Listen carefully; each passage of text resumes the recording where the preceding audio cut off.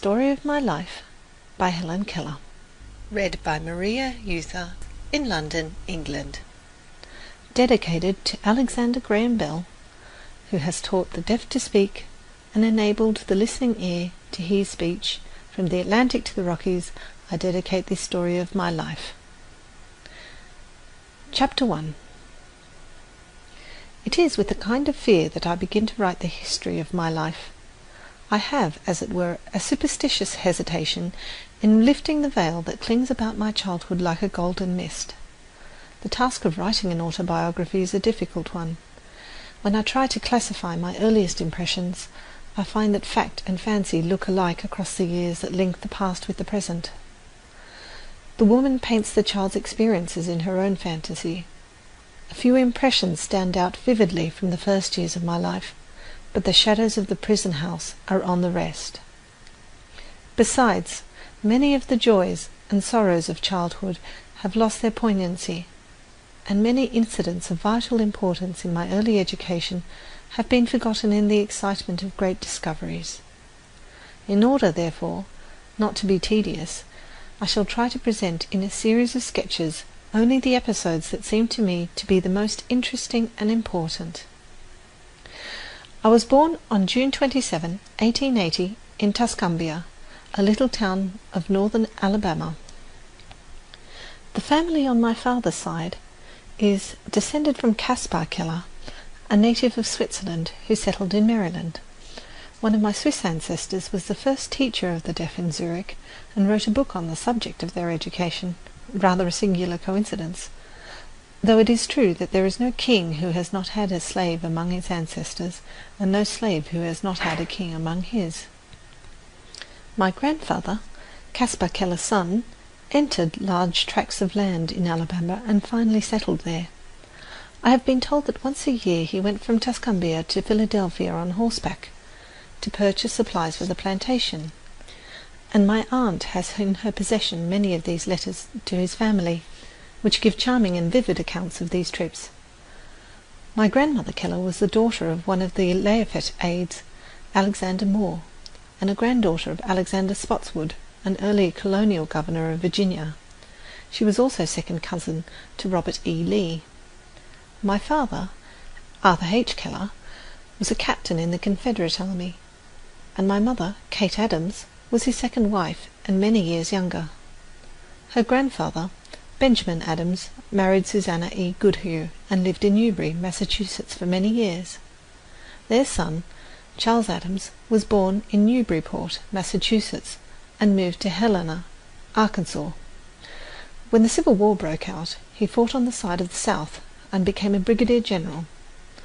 He married Lucy Helen Everett, who belonged to the same family of Everetts as Edward Everett and Dr. Edward Everett Hale. After the war was over, the family moved to Memphis, Tennessee.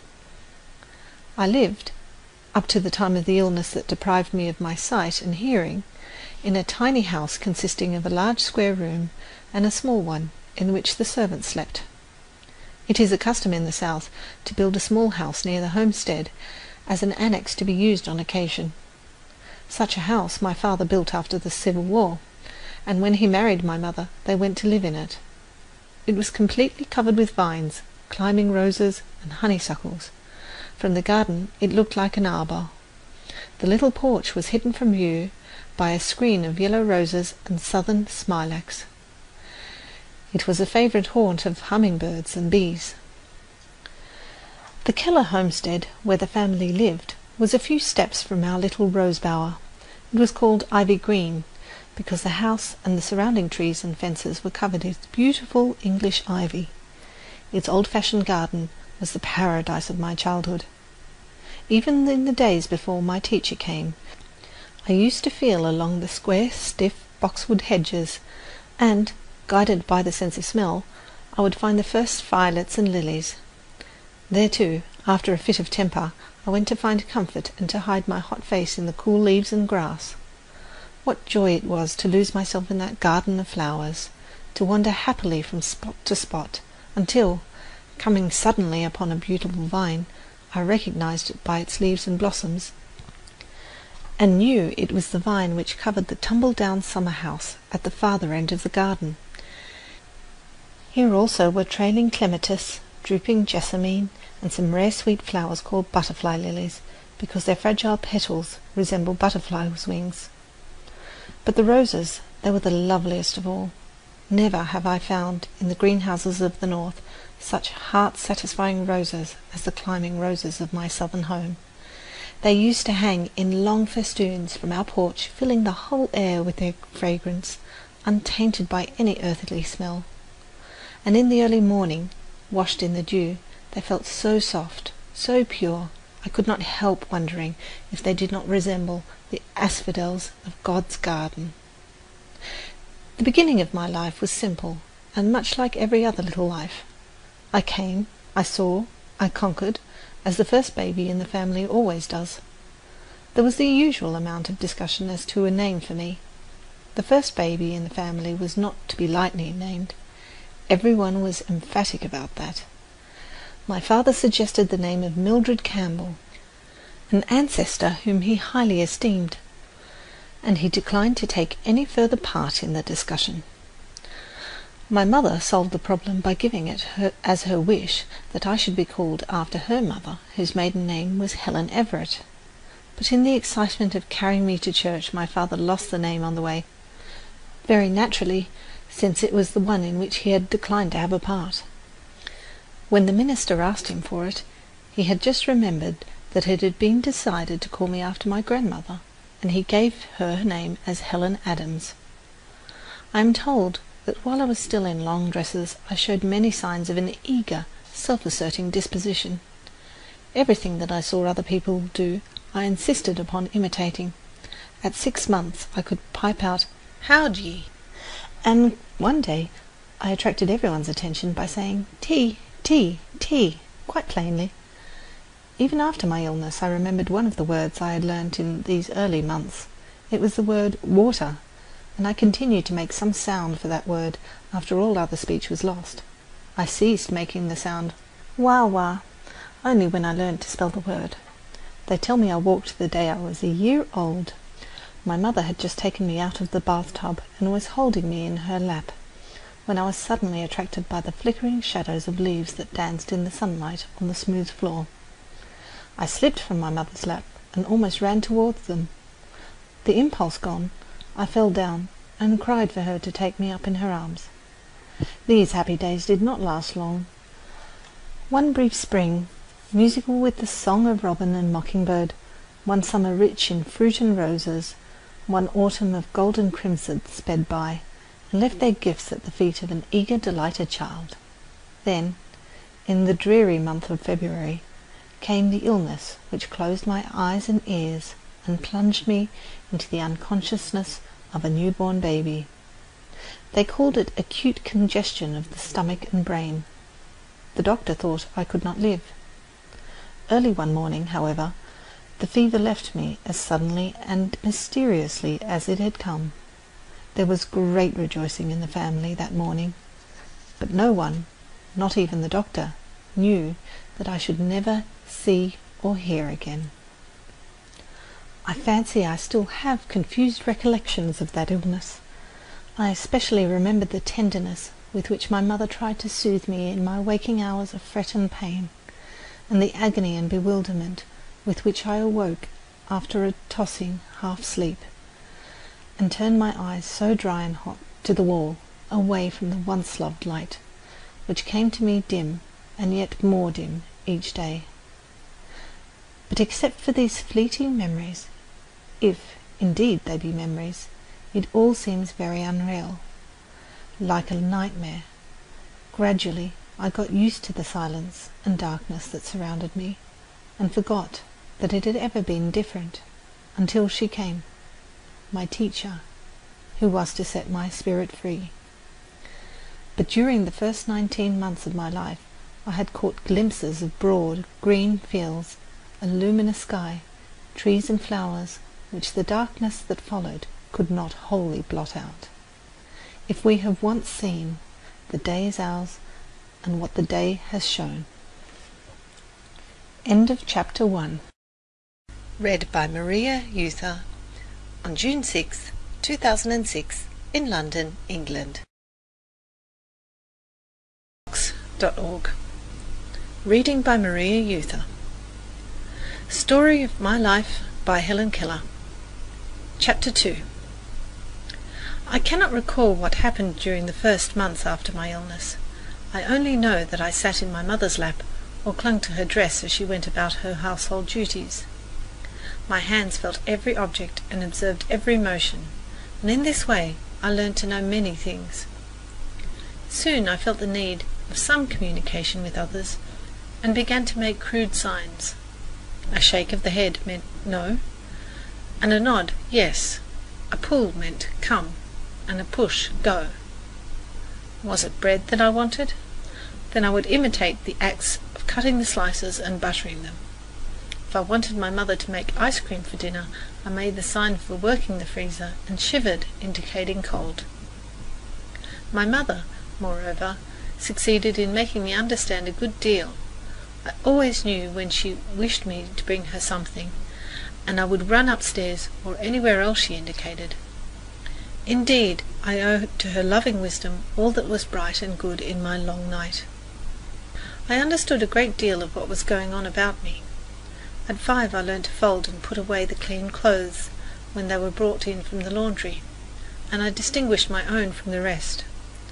I knew by the way my mother and aunt dressed when they were going out, and I invariably begged to go with them.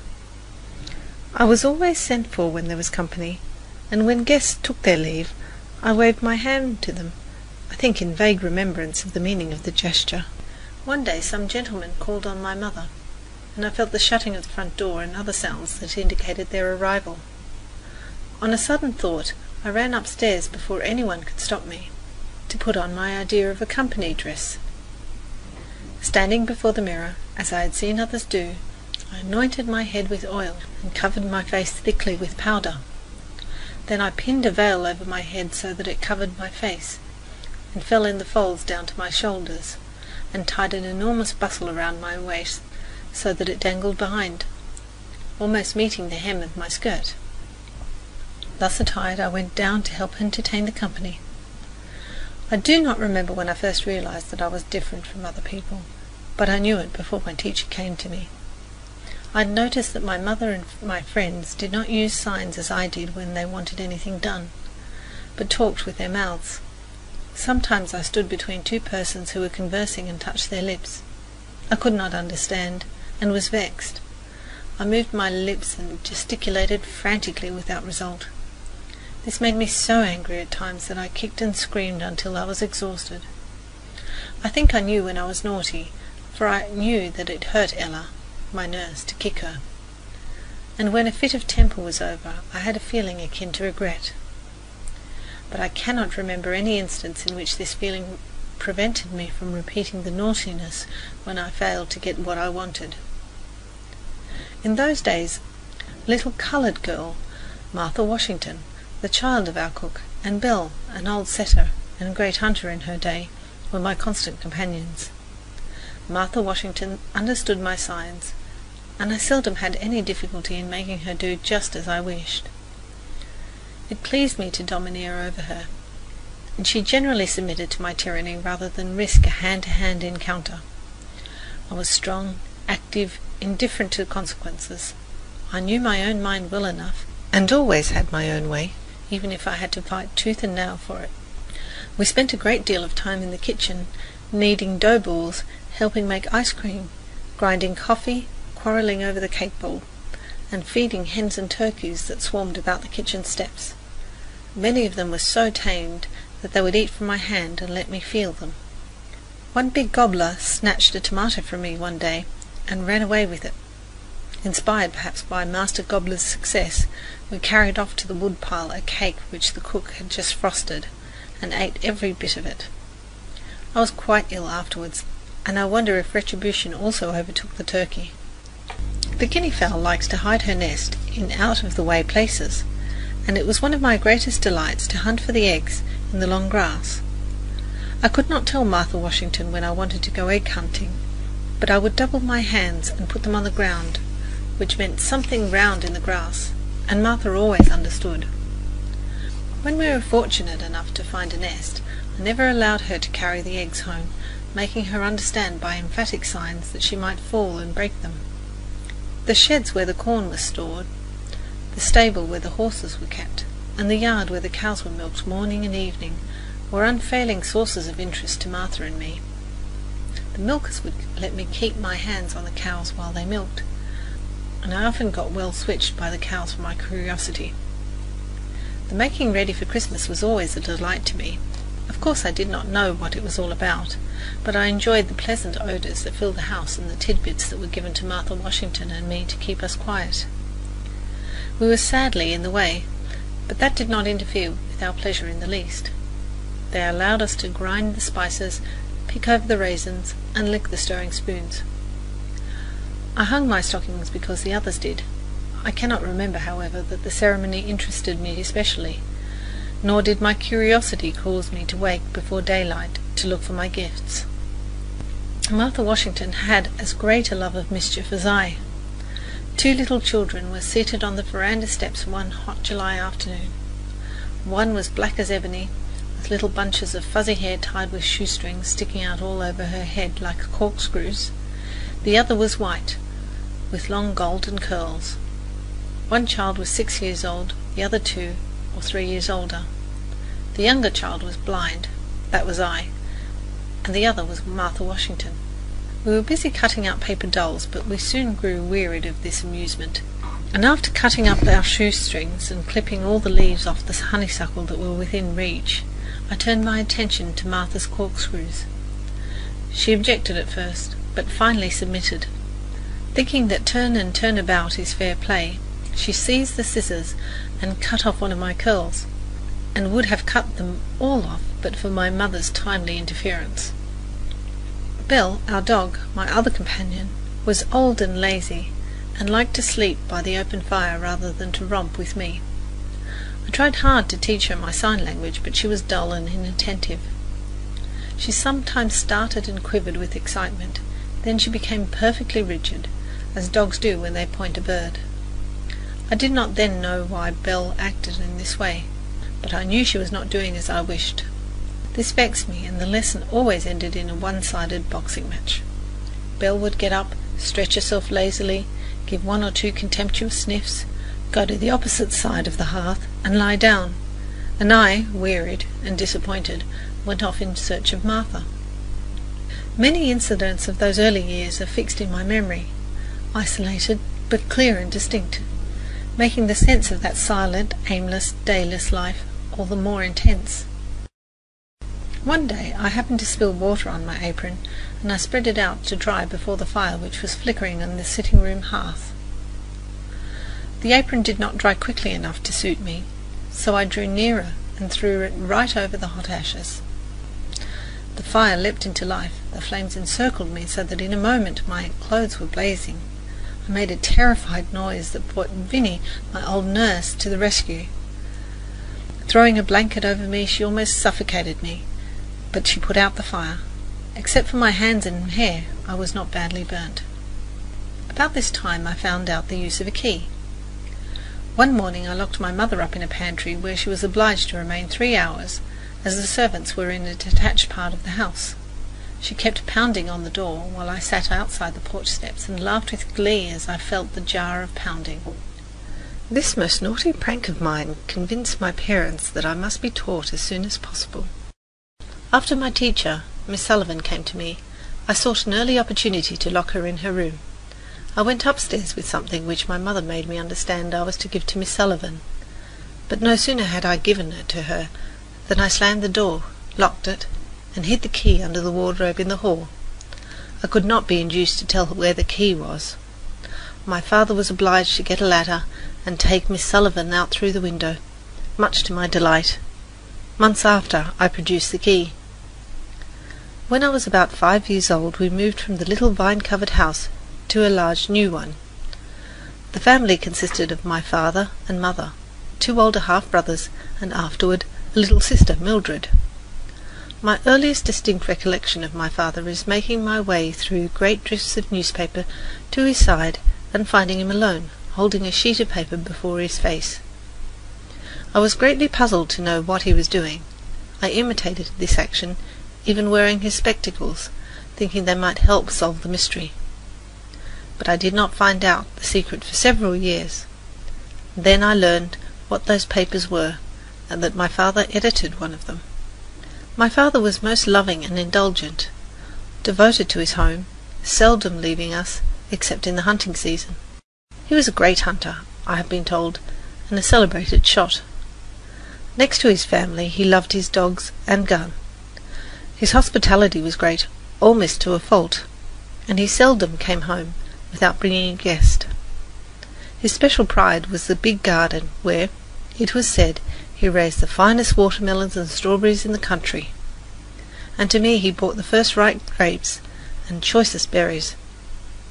I remember his caressing touch as he led me from tree to tree, from vine to vine, and his eager delight in whatever pleased me. He was a famous storyteller. After I had acquired language, he used to spell clumsily into my hand his cleverest anecdotes, and nothing pleased him more than to have me repeat them at an opportune moment. I was in the north, enjoying the last beautiful days of summer in 1896, when I heard the news of my father's death. He had had a short illness. There had been a brief time of acute suffering, then all was over. This was my first great sorrow, my first personal experience with death. How shall I write of my mother? She is so near to me that it almost seems indelicate to speak of her. For a long time I regarded my little sister as an intruder. I knew that I had ceased to be my mother's only darling, and the thought filled me with jealousy. She sat in my mother's lap constantly, where I used to sit, and seemed to take up all her care and time. One day something happened which seemed to me to be adding insult to injury. At that time I had a much petted, much abused doll, which I afterward named Nancy. She was, alas, the helpless victim of my outbursts of temper and of affection, so that she became much the worse for wear. I had dolls which talked and cried and opened and shut their eyes, yet often spent an hour or more rocking her. I guarded both doll and cradle with the most jealous care, but once I discovered my little sister sleeping peacefully in the cradle. At this presumption on the part of one to whom as yet no tie of love bound me, I grew angry. I rushed upon the cradle and overturned it, and the baby might have been killed had my mother not caught her as she fell. Thus, it is when we walk in the valley of twofold solitude we know little of the tender affections that grow out of endearing words and actions and companionship. But afterward, when I was restored to my human heritage, Mildred and I grew into each other's hearts, so that we were content to go hand in hand wherever caprice led us, although she could not understand my finger language, nor I her childish prattle. End of chapter. Read by Maria Euther on 10th of August 2006 in London, England. Story of My Life by Helen Keller. Read by Maria Euther in London, England. Chapter 3. Meanwhile, the desire to express myself grew. The few signs I used became less and less adequate, and my failures to make myself understood were invariably followed by outbursts of passion. I felt as if invisible hands were holding me, and I made frantic efforts to free myself. I struggled. Not that struggling helped matters, but the spirit of resistance was strong within me. I generally broke down in tears and physical exhaustion. If my mother happened to be near, I crept into her arms, too miserable even to remember the cause of the tempest. After a while, the need of some means of communication became so urgent that these outbursts occurred daily, sometimes hourly. My parents were deeply grieved and perplexed. We lived a long way from any school for the blind or the deaf, and it seemed unlikely that anyone would come to such an out-of-the-way place as Tuscumbia to teach a child who was both deaf and blind. Indeed, my friends and relatives sometimes doubted as to whether I could be taught. My mother's only ray of hope came from Dickens's American Notes. She had read his account of Laura Bridgman, and remembered vaguely that she was deaf and blind, and yet had been educated. But she also remembered with a hopeless pang that Dr. Howe, who had discovered the way to teach the deaf and blind, had been dead for many years.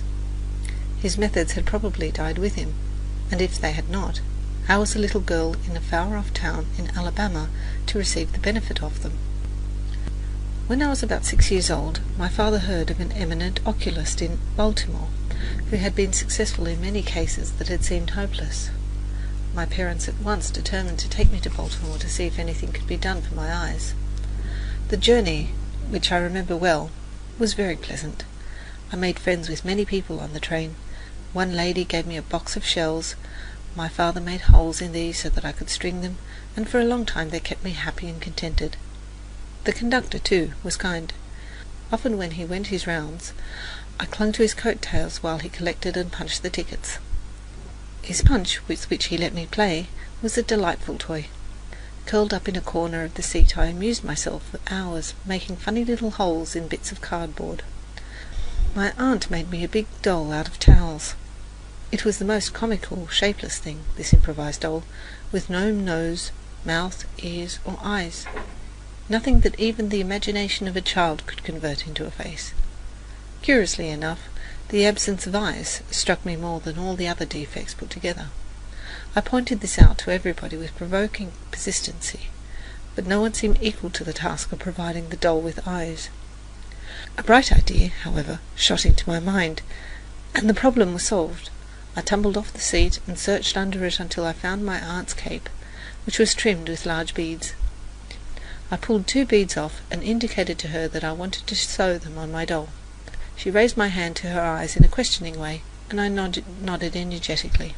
The beads were sewed in the right place, and I could not contain myself for joy, but immediately I lost all interest in the doll. During the trip I did not have one fit of temper. There were so many things to keep my mind and fingers busy. When we arrived in Baltimore, Dr. Chisholm received us kindly, but he could do nothing. He said, however, that I could be educated, and advised my father to consult Dr. Alexander Graham Bell of Washington, who would be able to give him some information about schools and teachers of deaf or blind children. Acting on the doctor's advice, we went immediately to Washington to see Dr. Bell, my father with a sad heart and many misgivings. I, wholly unconscious of his anguish, finding pleasure in the excitement of moving from place to place. Child as I was, I at once felt the tenderness and sympathy which endeared Dr. Bell to so many hearts, as his wonderful achievements enlist their admiration. He held me on his knee while I examined his watch, and he made it strike for me. He understood my signs, and I knew it, and loved him at once. But I did not dream that that interview would be the door through which I would pass from darkness into light, from isolation to friendship, companionship, knowledge, and love. Dr. Bell advised my father to write to Mr. Anagnos, director of the Perkins Institution in Boston, the scene of Dr. Howe's great labours for the blind, and ask him if he had a teacher competent to begin my education. This my father did at once, and in a few weeks there came a kind letter from Mr. Anagnos, with the comforting assurance that a teacher had been found. This was in the summer of 1886, but Miss Sullivan did not arrive until the following March. Thus I came out of Egypt and stood before Sinai, and a power divine touched my spirit and gave it sight, so that I beheld many wonders, and from the sacred mountain I heard a voice which said, "Knowledge is love and light and vision." End of chapter. Read by Maria Euther in London, England.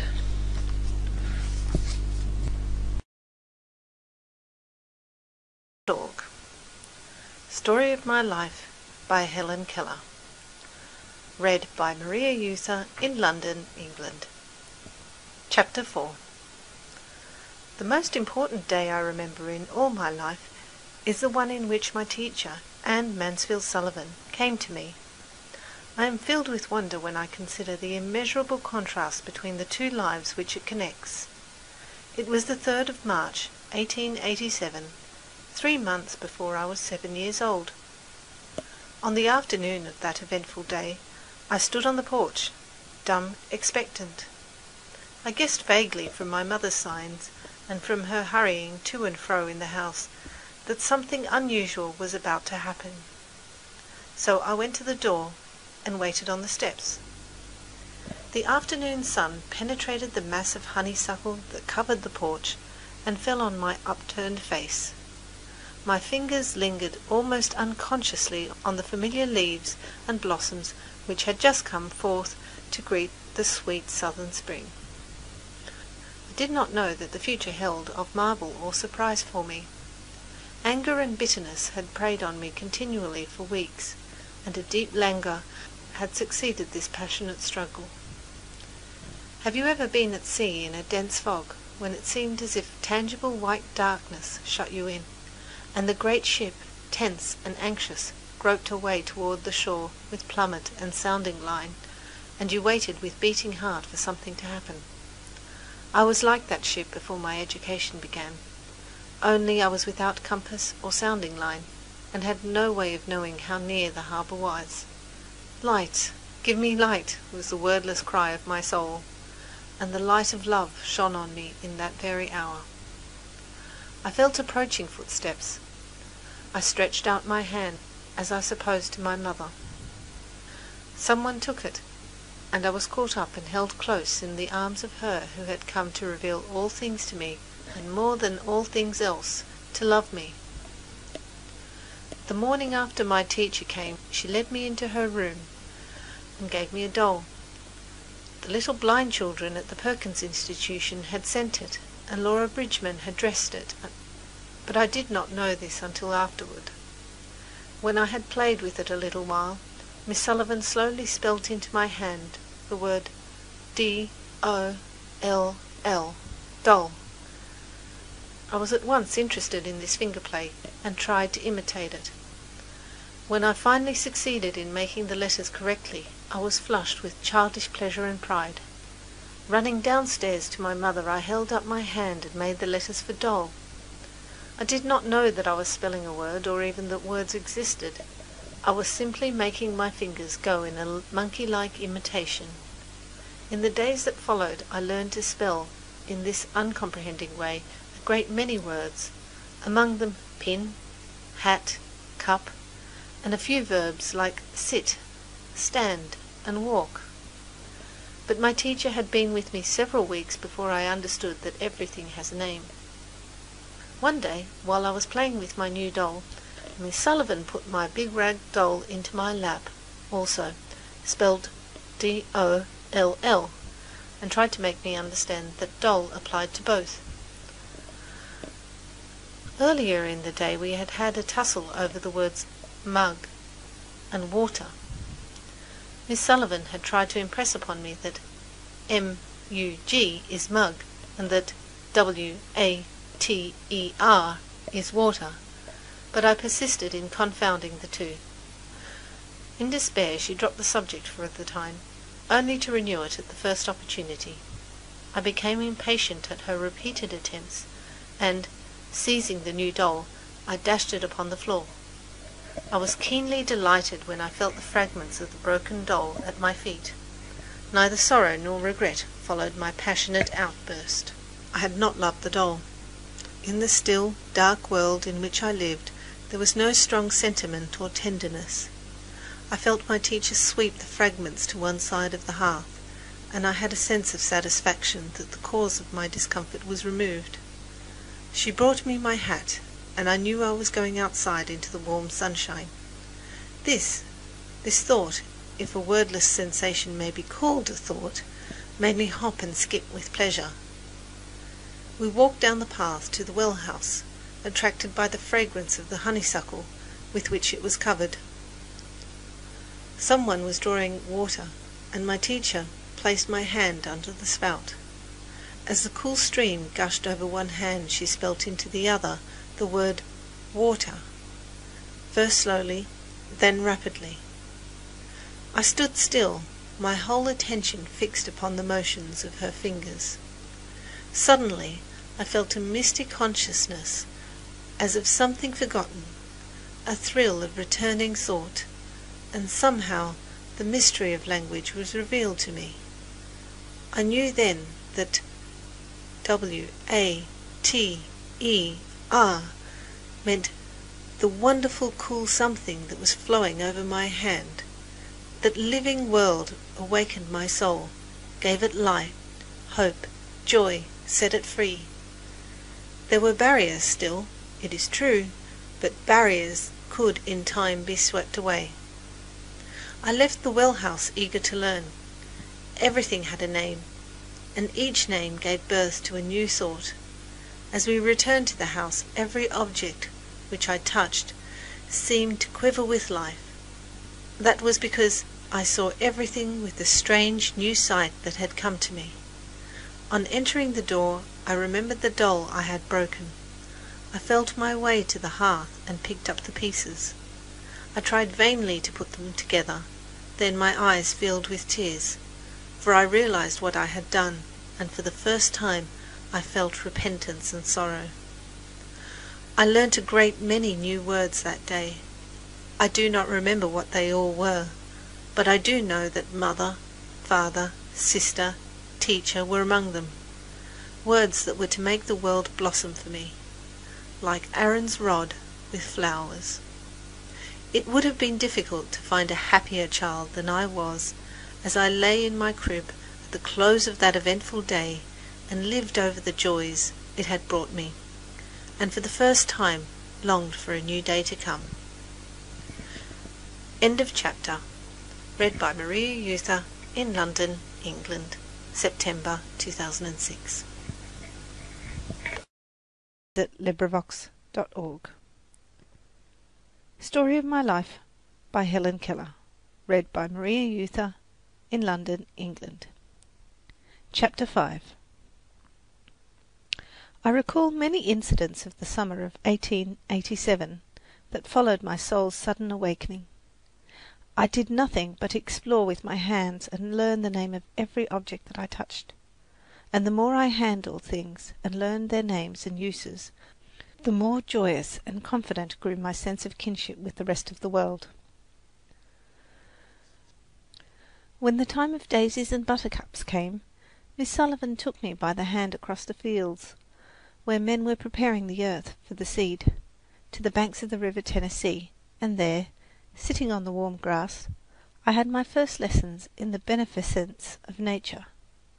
I learned how the sun and the rain make to grow out of the ground every tree that is pleasant to the sight and good for food, how birds build their nests and live and thrive from land to land, how the squirrel, the deer, the lion, and every other creature finds food and shelter. As my knowledge of things grew, I felt more and more the delight of the world I was in. Long before I learned to do a sum in arithmetic or describe the shape of the earth, Miss Sullivan had taught me to find beauty in the fragrant woods, in every blade of grass, and in the curves and dimples of my baby sister's hand. She linked my earliest thoughts with nature and made me feel that birds and flowers and I were happy peers. But about this time I had an experience which taught me that nature is not always kind. One day my teacher and I were returning from a long ramble. The morning had been fine, but it was growing warm and sultry when at last we turned our faces homeward. 2 or 3 times we stopped to rest under a tree by the wayside. Our last halt was under a wild cherry tree a short distance from the house. The shade was grateful, and the tree was so easy to climb that with my teacher's assistance I was able to scramble to a seat in the branches. It was so cool up in the tree that Miss Sullivan proposed that we have our luncheon there. I promised to keep still while she went to the house to fetch it. Suddenly a change passed over the tree. All the sun's warmth left the air.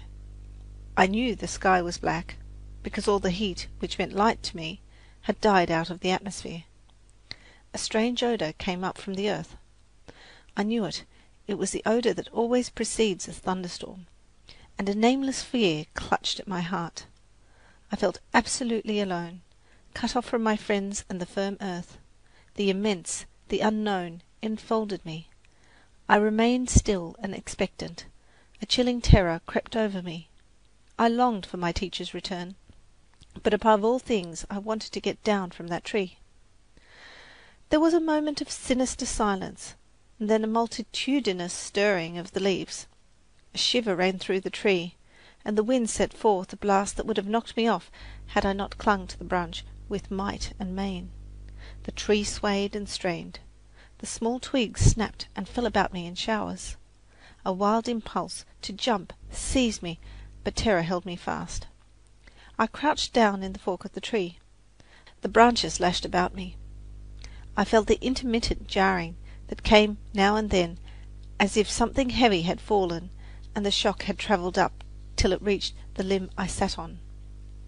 It worked up my suspense up to the highest point, and just as I was thinking that the tree and I should fall together, my teacher seized my hand and helped me down.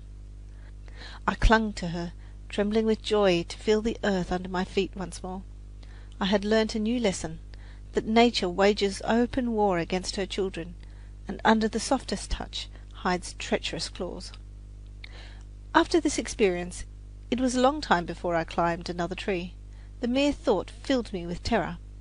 It was the sweet allurement of the mimosa tree in full bloom that finally overcame my fears. One beautiful spring morning, when I was alone in the summer house reading, I became aware of a wonderful subtle fragrance in the air. I started up and instinctively stretched out my hands. It seemed as if the spirit of spring had passed through the summer house. "What is it?" I asked, and the next minute I recognized the odor of the mimosa blossoms. I felt my way to the end of the garden, knowing that the mimosa tree was near the fence at the turn of the path. Yes, there it was, all quivering in the warm sunshine, its blossom-laden branches almost touching the long grass. Was there ever anything so inquisitively beautiful in the world before? Its delicate blossoms shrank from the slightest earthly touch. It seemed as if a tree of paradise had been transplanted to earth. I made my way through a shower of petals to the great trunk, and for 1 minute stood irresolute.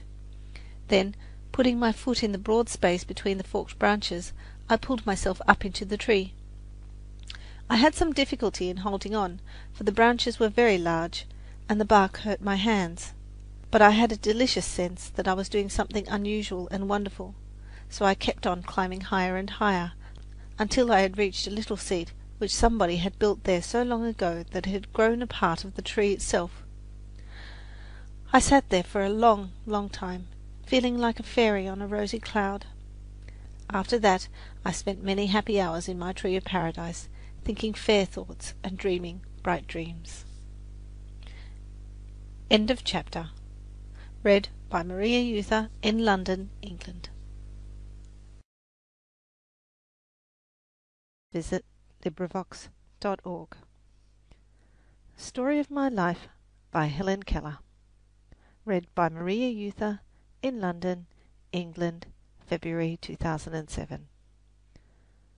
Chapter 6.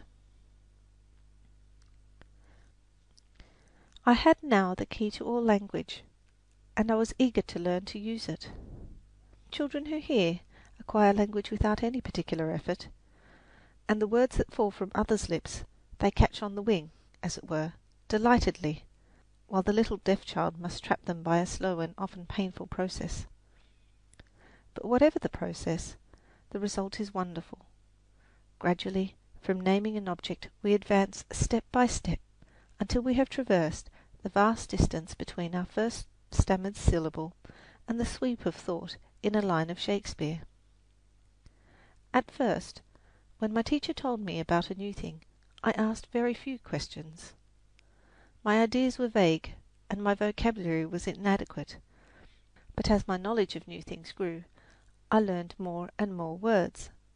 My field of inquiry broadened, and I would return again and again to the same subject, eager for further information. Sometimes a new word revived an image that some early experience had engraved on my brain. I remember the morning that I first asked the meaning of the word love. This was before I knew many words. I had found a few early violets in the garden and brought them to my teacher. She tried to kiss me, but at that time I did not like to have anyone kiss me except my mother. Miss Sullivan put her arm gently around me and spelt into my hand, "I love Helen." "What is love?" I asked. She drew me closer to her and said, "It is here," pointing to my heart, whose beats I was conscious of for the first time. Her words puzzled me very much because I did not then understand anything unless I touched it. I smelt the violets in her hand and asked, half in words, half in signs, a question which meant, "Is love the sweetness of flowers?" "No," said my teacher. Again I thought. The warm sun was shining on us. "Is this not love?" I asked, pointing in a direction from which the heat came. "Is this not love?" It seemed to me that there could be nothing more beautiful than the sun, whose warmth makes all things grow. But Miss Sullivan shook her head, and I was greatly puzzled and disappointed. I thought it strange that my teacher could not show me love. A day or two afterwards I was stringing beads of different sizes in symmetrical groups, 2 large beads, 3 small ones, and so on. I had made many mistakes, and Miss Sullivan had pointed them out again and again with gentle patience. Finally, I noticed a very obvious error in the sequence, and for an instant I concentrated my attention on the lesson and tried to think how I should have arranged the beads. Miss Sullivan touched my forehead and spelt with a decided emphasis, "Think." In a flash I knew that the word was the name of the process that was going on in my head. This was my first conscious perception of an abstract idea. For a long time I was still. I was not thinking of the beads in my lap, but trying to find a meaning for love in the light of this new idea. The sun had been under a cloud all day, and there had been brief showers, but suddenly the sun broke forth in all its southern splendour. Again I asked my teacher, "Is this not love?" "Love is something like the clouds that were in the sky before the sun came out," she replied. Then in simpler words than these, which at that time I could not have understood, she explained, "You cannot touch the clouds, you know, but you feel the rain and you know how glad the flowers and the thirsty earth are to have it after a hot day. You cannot touch love either, but you feel the sweetness that it pours into everything. Without love, you would not be happy or want to play." The beautiful truth burst upon my mind. I felt there were invisible lines stretched between my spirit and the spirits of others. From the beginning of my education, Miss Sullivan made it a practice to speak to me as she would speak to any hearing child. The only difference was that she spelt the sentences into my hand instead of speaking them. If I did not know the words and idioms necessary to express my thoughts, she supplied them, even suggesting conversation when I was unable to keep my end of the dialogue. This process was continued for several years, for the deaf child does not learn in a month, or even in 2 or 3 years, the numberless idioms and expressions used in the simplest daily intercourse. The little hearing child learns these from constant repetition and imitation. The conversation he hears in his home stimulates his mind and suggests topics and calls forth the spontaneous expression of his own thoughts. This natural exchange of ideas is denied to the deaf child. My teacher, realizing this, determined to supply the kinds of stimulus I lacked. This she did by repeating to me as far as possible, verbatim, what she heard, and by showing me how I could take part in the conversation. But it was a long time before I ventured to take the initiative, and still longer before I could find something appropriate to say at the right time. The deaf and the blind find it very difficult to acquire the amenities of conversation. How much more this difficulty must be augmented in the case of those who are both deaf and blind. They cannot distinguish the tone of the voice, or without assistance go up and down the gamut of tones that give significance to words, nor can they watch the expression of the speaker's face, and a look is very often the soul of what one says. End of chapter. Read by Maria Euther in London, England. .org. Story of my life by Helen Keller. Read by Maria Euther in London, England, February 2007. Chapter 7. The next important step in my education was learning to read. As soon as I could spell a few words, my teacher gave me slips of cardboard on which were printed words in raised letters. I quickly learned that each printed word stood for an object, an act, or a quality. I had a frame in which I could arrange the words in little sentences. But before I could ever put sentences in the frame, I used to make them in objects. I found the slips of paper which represented, for example, doll, is, on, bed, and placed each name on its object.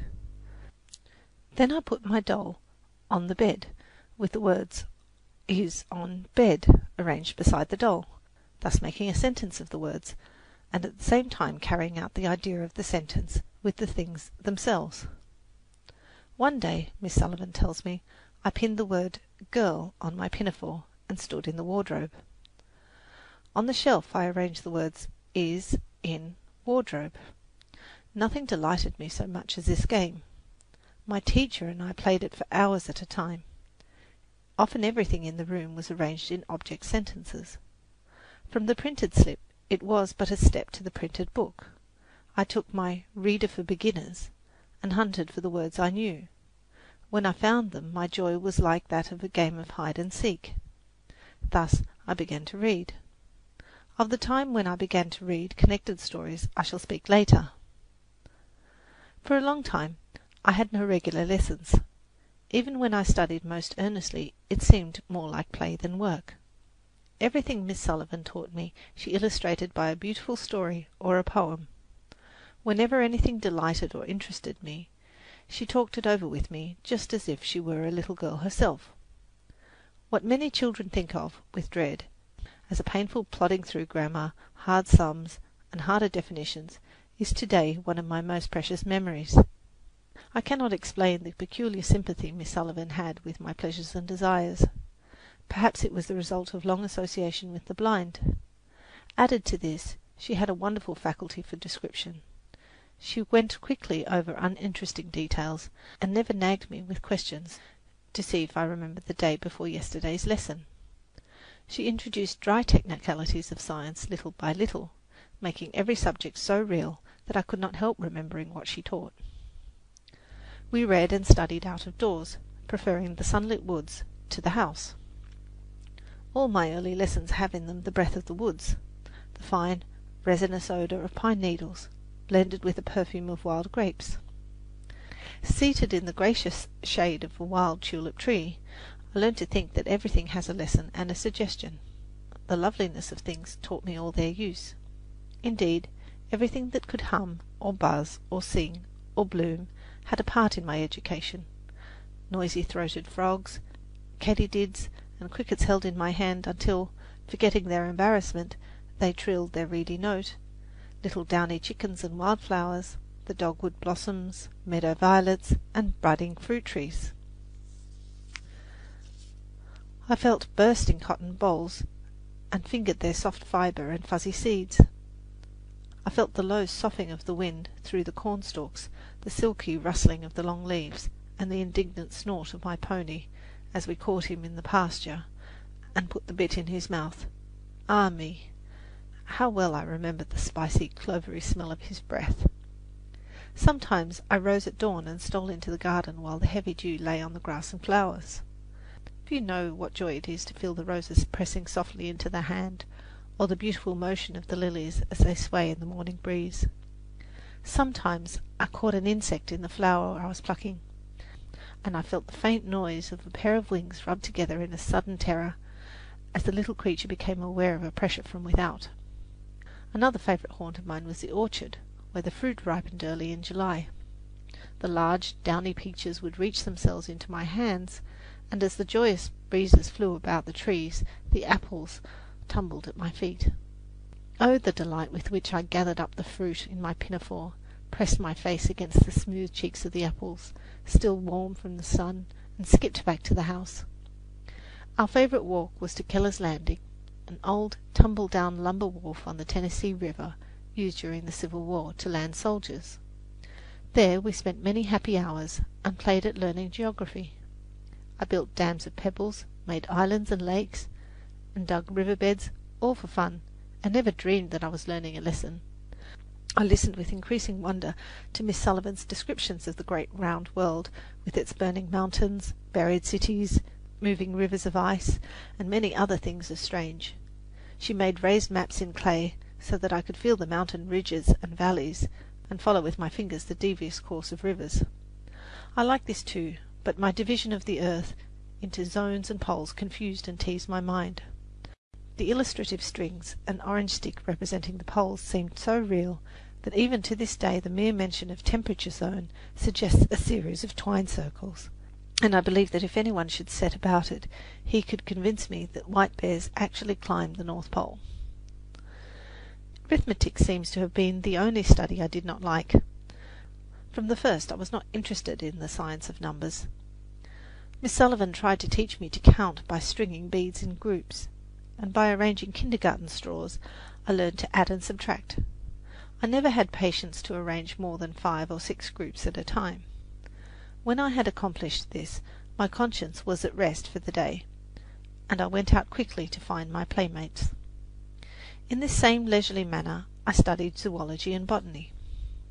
Once a gentleman, whose name I have forgotten, sent me a collection of fossils, tiny mollusk shells beautifully marked, and bits of sandstone with a print of birds' claws, and a lovely fern in bas relief. These were the keys which unlocked the treasures of the antediluvian world for me.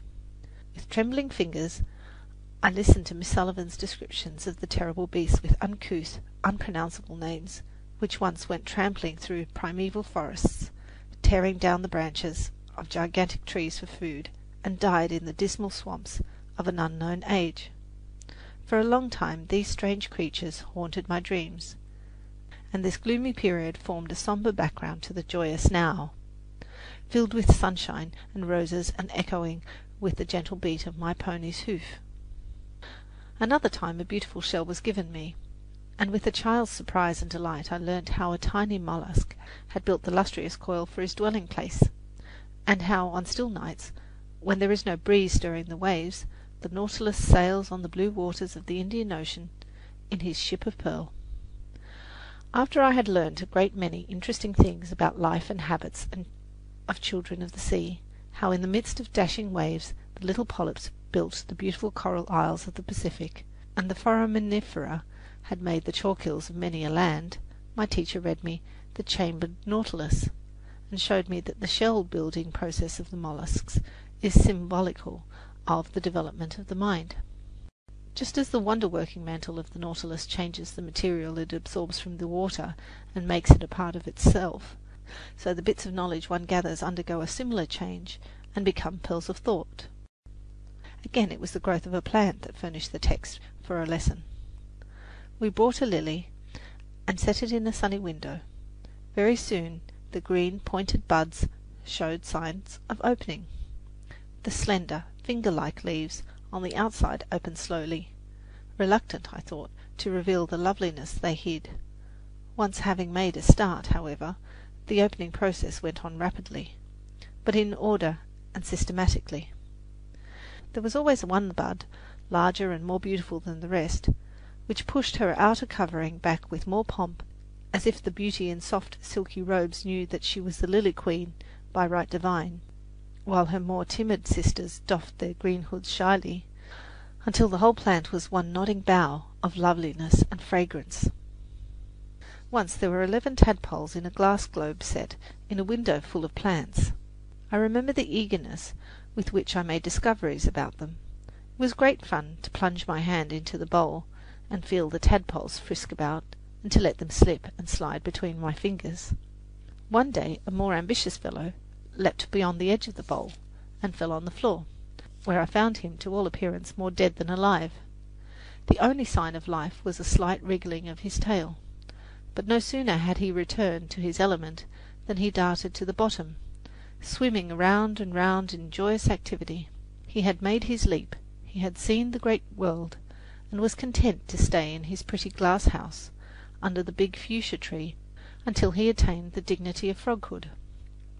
Then he went to live in the leafy pool at the end of the garden, where he made the summer nights musical with his quaint love song. Thus I learnt from life itself.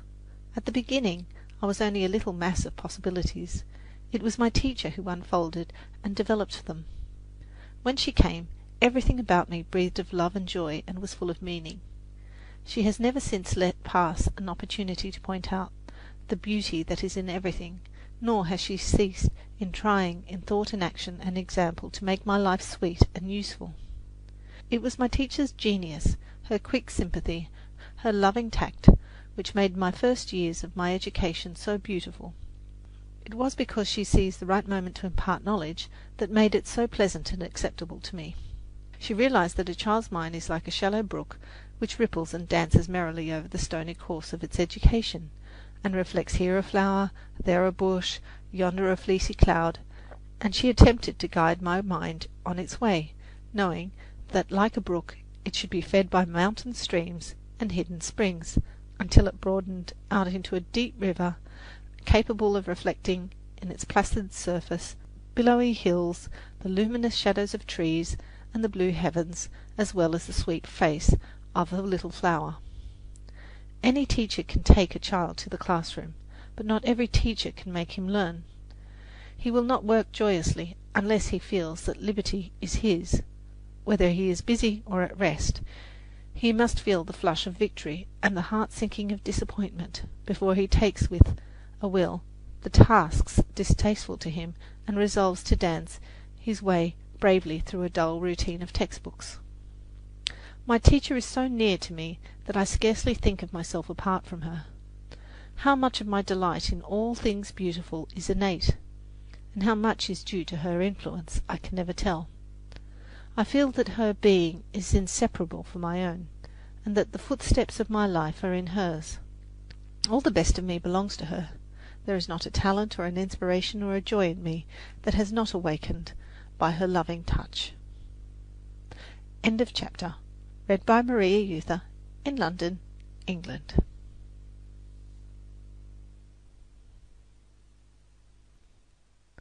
Story of My Life by Helen Keller. Read by Maria Euther in London, England, February 2007. Chapter 8. The first Christmas after Miss Sullivan came to Tuscumbia was a great event. Everyone in the family prepared surprises for me, but what pleased me most, Miss Sullivan and I prepared surprises for everybody else. The mystery that surrounded the gifts was my greatest delight and amusement. My friends did all they could to excite my curiosity by hints and half-spelled sentences which they pretended to break off in the nick of time. Miss Sullivan and I kept up a game of guessing which taught me more about the use of language than any set lessons could have done. Every evening, seated round a glowing wood fire, we played our guessing game, which grew more and more exciting as Christmas approached. On Christmas Eve, the Tuscumbia school children had their tree, to which they invited me. In the centre of the schoolroom stood a beautiful tree, ablaze and shimmering in the soft light, its branches loaded with strange, wonderful fruit. It was a moment of supreme happiness. I danced and capered round the tree in an ecstasy. When I learned there was a gift for each child, I was delighted, and the kind people who had prepared the tree permitted me to hand the presents to the children. In the pleasure of doing this, I did not stop to look at my own gifts, but when I was ready for them, my impatience for the real Christmas to begin almost got beyond control. I know the gifts I already had were those of which friends had thrown out such tantalizing hints, and my teacher said the presents I was to have would be even nicer than these. I was persuaded, however, to content myself with the gifts from the tree and leave the others until morning. That night, after I had hung my stocking, I lay awake a long time, pretending to be asleep and keeping alert to see what Santa Claus would do when he came. At last I fell asleep with a new doll and a white bear in my arms. Next morning it was I who waked the whole family with my first "Merry Christmas." I found surprises not in the stocking only, but on the table, on all the chairs, at the door, on every window-sill. Indeed, I could hardly walk without stumbling on a bit of Christmas wrapped up in tissue paper. But when my teacher presented me with a canary, my cup of happiness overflowed. Little Tim was so tame that he would hop on my finger and eat candied cherries out of my hand. Miss Sullivan taught me to take all the care of my new pet. Every morning after breakfast I prepared his bath, made his cage clean and sweet, filled his cups with fresh seed and water from the well house, and hung a spray of chickweed in his swing. One morning I left the cage on the window seat while I went to fetch water for his bath. When I returned, I felt a big cat brush past me as I opened the door. At first I did not realize what had happened, but when I put my hand in the cage and Tim's pretty wings did not meet my touch, or his small pointed claws take hold of my finger, I knew that I should never see my sweet little singer again. End of chapter. Read by Maria Euther in London, England.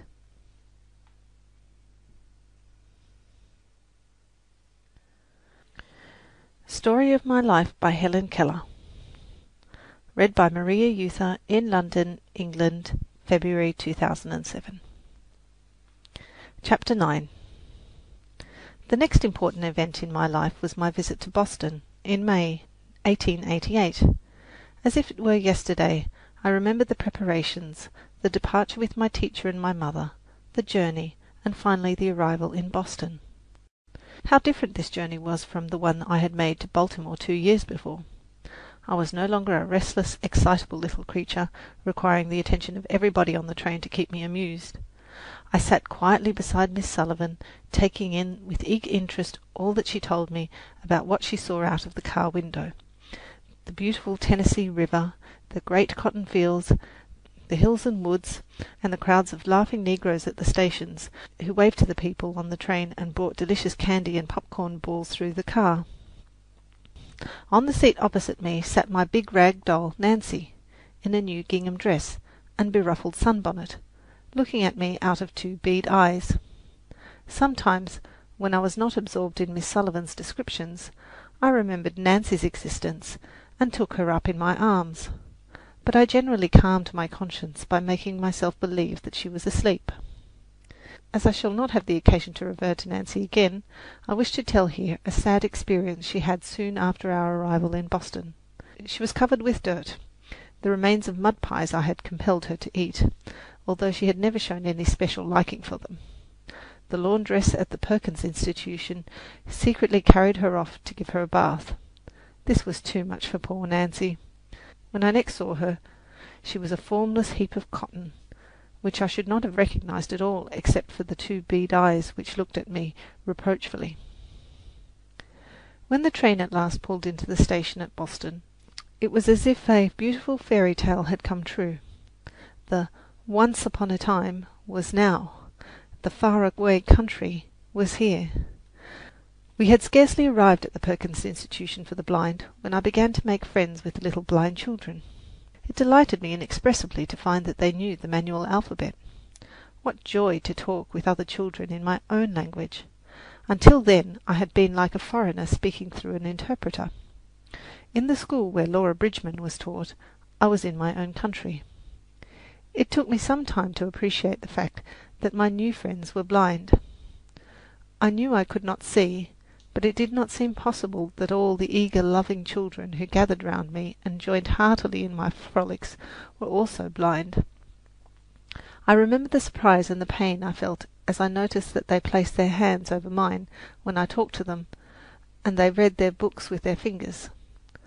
Although I had been told this before, and although I understood my own deprivations, yet I thought vaguely that since they could hear, they must have a sort of second sight, and I was not prepared to find one child and another and yet another deprived of the same precious gift. But they were so happy and contented that I lost all sense of pain in the pleasure of their companionship.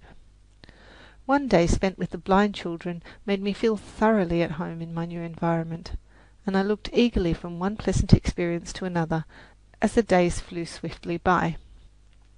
I could not quite convince myself that there was much world left, for I regarded Boston as the beginning and the end of creation. While we were in Boston, we visited Bunker Hill, and there I had my first lesson in history. The story of the brave men who had fought on the spot where we stood excited me greatly. I climbed the monument, counting the steps, and wondering as I went higher and yet higher if the soldiers had climbed this great stairway and shot at the enemy on the ground below. The next day we went to Plymouth by water.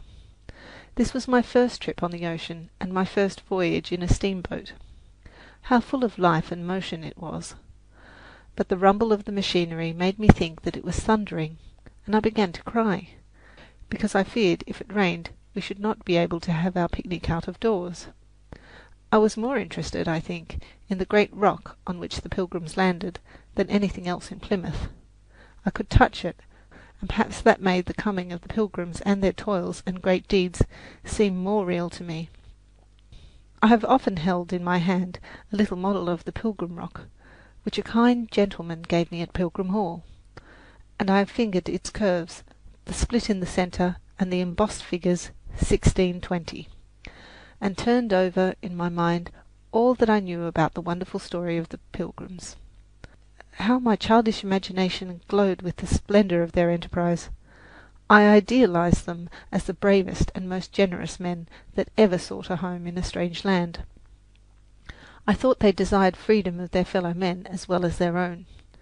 I was keenly surprised and disappointed years later to learn of their acts of persecution that make us tingle with shame, even while we glory in the courage and energy that gave us our country beautiful. Among the many friends I made in Boston were Mr. William Endicott and his daughter. Their kindness to me was the seed from which many pleasant memories have since grown. One day we visited their beautiful home at Beverly Farms. I remember with delight how I went through their rose garden, how their dogs, Big Leo and little curly-haired Fritz with long ears, came to meet me, and how Nimrod, the swiftest of horses, poked his nose into my hands for a pat and a lump of sugar. I also remember the beach, where for the first time I played in the sand. It was hard, smooth sand, very different from the loose, sharp sand mingled with kelp and shells at Brewster. Mr. Endicott told me about the great ships that came sailing by from Boston, bound for Europe. I saw him many times after that, and he was always a good friend to me. Indeed, I was thinking of him when I called Boston the city of kind hearts. End of chapter. Read by Maria Euther in London, England.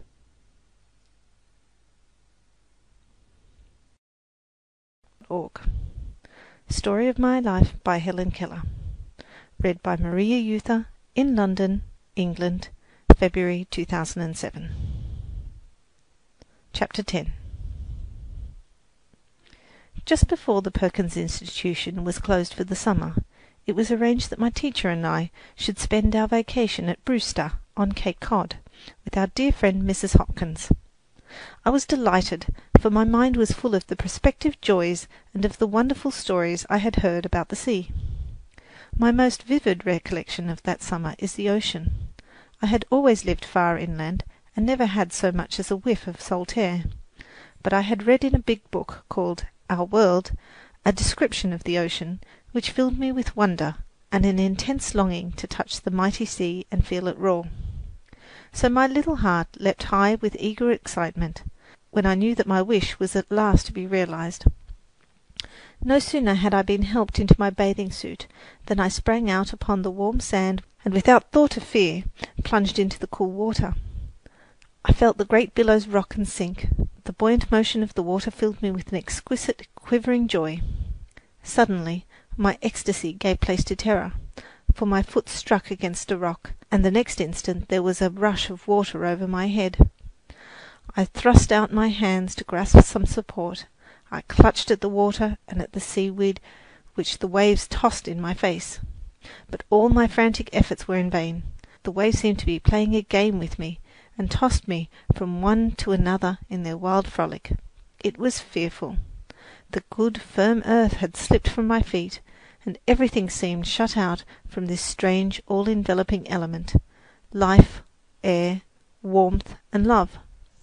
At last, however, the sea, as if weary of its new toy, threw me back on the shore, and in another instant I was clasped in my teacher's arms. Oh, the comfort of the long, tender embrace! As soon as I had recovered from my panic sufficiently to say anything, I demanded, "Who put salt in the water?"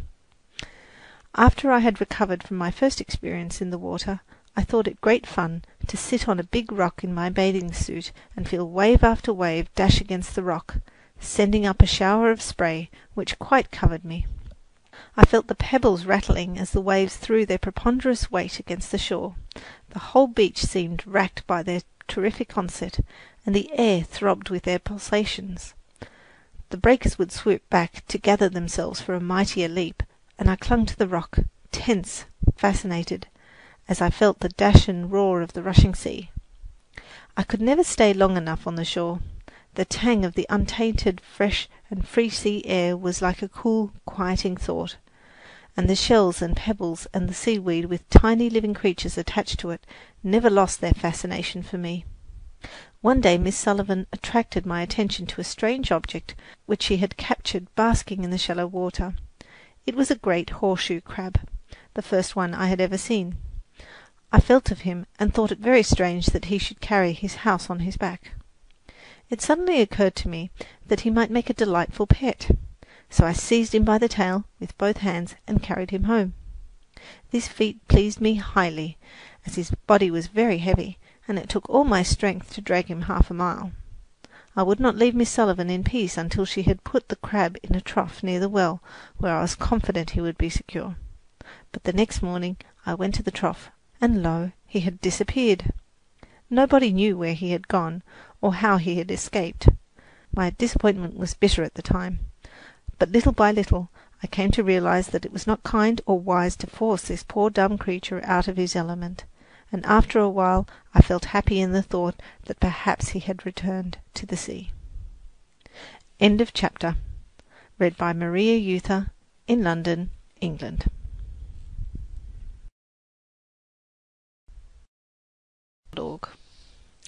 Story of My Life by Helen Keller. Read by Maria Euther in London, England, February 2007. Chapter 11. In the autumn I returned to my southern home with a heart full of joyous memories. As I recall that visit north, I am filled with wonder at the richness and variety of the experiences that cluster about it. It seems to have been the beginning of everything. The treasures of a new, beautiful world were laid at my feet, and I took in pleasure and information at every turn.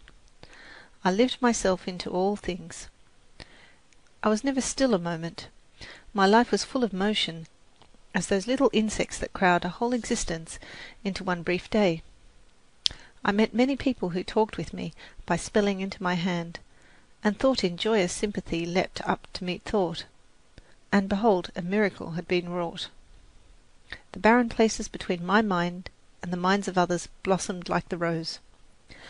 I spent the autumn months with my family at our summer cottage on a mountain about 14 miles from Tuscumbia. It was called Fern Quarry because near it there was a limestone quarry, long since abandoned. 3 frolicsome little streams ran through it from springs in the rocks above, leaping here and tumbling there in laughing cascades wherever the rocks tried to bar their way. The opening was filled with ferns which completely covered the beds of limestone, and in places hid the streams. The rest of the mountain was thickly wooded. Here were great oaks and splendid evergreens with trunks like mossy pillars, from the branches of which hung garlands of ivy and mistletoe, and persimmon trees, the odour of which pervaded every nook and every corner of the wood. An elusive, fragrant something that made the heart glad. In places the wild muscadine and scuppernong vines stretched from tree to tree, making arbours which were always full of butterflies and buzzing insects. It was delightful to lose ourselves in the green hollows of that tangled wood in the late afternoon, and to smell the cool, delicious odours that came up from the earth at the close of the day. Our cottage was a sort of rough camp, beautifully situated on the top of the mountain among oaks and pines. The small rooms were arranged on each side of a long open hall. Round the house was a wide piazza, where the mountain winds blew, sweet with all wood scents. We lived on the piazza most of the time. There we worked, ate, and played. At the back door there was a great butternut tree, round which the steps had been built, and in front the trees stood so close that I could touch them and feel the wind shake their branches, or the leaves twirl down towards the autumn blast. Many visitors came from Fern Quarry. In the evening, by the campfire, the men played cards and whiled away the hours in talk and sport. They told stories of their wonderful feats of fowl, fish, and quadruped, how many wild ducks and turkeys they had shot, what savage trout they had caught, and how they had bagged the craftiest foxes, outwitted the most clever possums, and overtaken the fleetest deer, until I thought that surely the lion, the tiger, the bear, and the rest of the wild tribe would not be able to stand before these wily hunters. "Tomorrow to the chase!" was their good-night shout, as the circle of merry friends broke up for the night.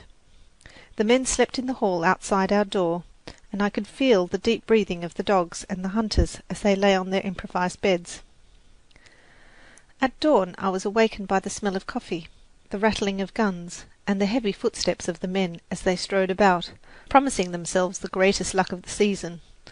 I could also feel the stamping of the horses, which they had ridden out from town and hitched under the trees, where they stood all night, neighing loudly, impatient to be off. At last the men mounted, and, as they say in the old songs, away went the steeds with bridles ringing and whips cracking and hounds racing ahead, and away went the champion hunters with hark and whoop and wild halloo. Later in the morning we made preparations for a barbecue. A fire was kindled at the bottom of a deep hole in the ground. Big sticks were laid crosswise at the top, and meat was hung from them and turned on spits. Around the fire squatted negroes, driving away the flies with long branches. The savoury odour of the meat made me hungry long before the tables were set. When the bustle and excitement of preparation was at its height, the hunting party made its appearance, struggling in by twos and threes, the men hot and weary, the horses covered with foam, and the jaded hounds panting and dejected, and not a single kill. Every man declared that he had seen at least one deer, and that the animal had come very close, but however hotly the dogs might pursue the game, however well the guns might be aimed, at the snap of the trigger there was not a deer in sight. They had been as fortunate as the little boy who said he came very near seeing a rabbit. He saw his tracks. The party soon forgot its disappointment, however, and we sat down, not to venison, but to a tamer feast of veal and roast pig. One summer I had my pony at Fern Quarry. I called him Black Beauty, as I had just read the book, and he assembled his namesake in every way, from his glossy black coat to the white star on his forehead. I spent many of my happiest hours on his back.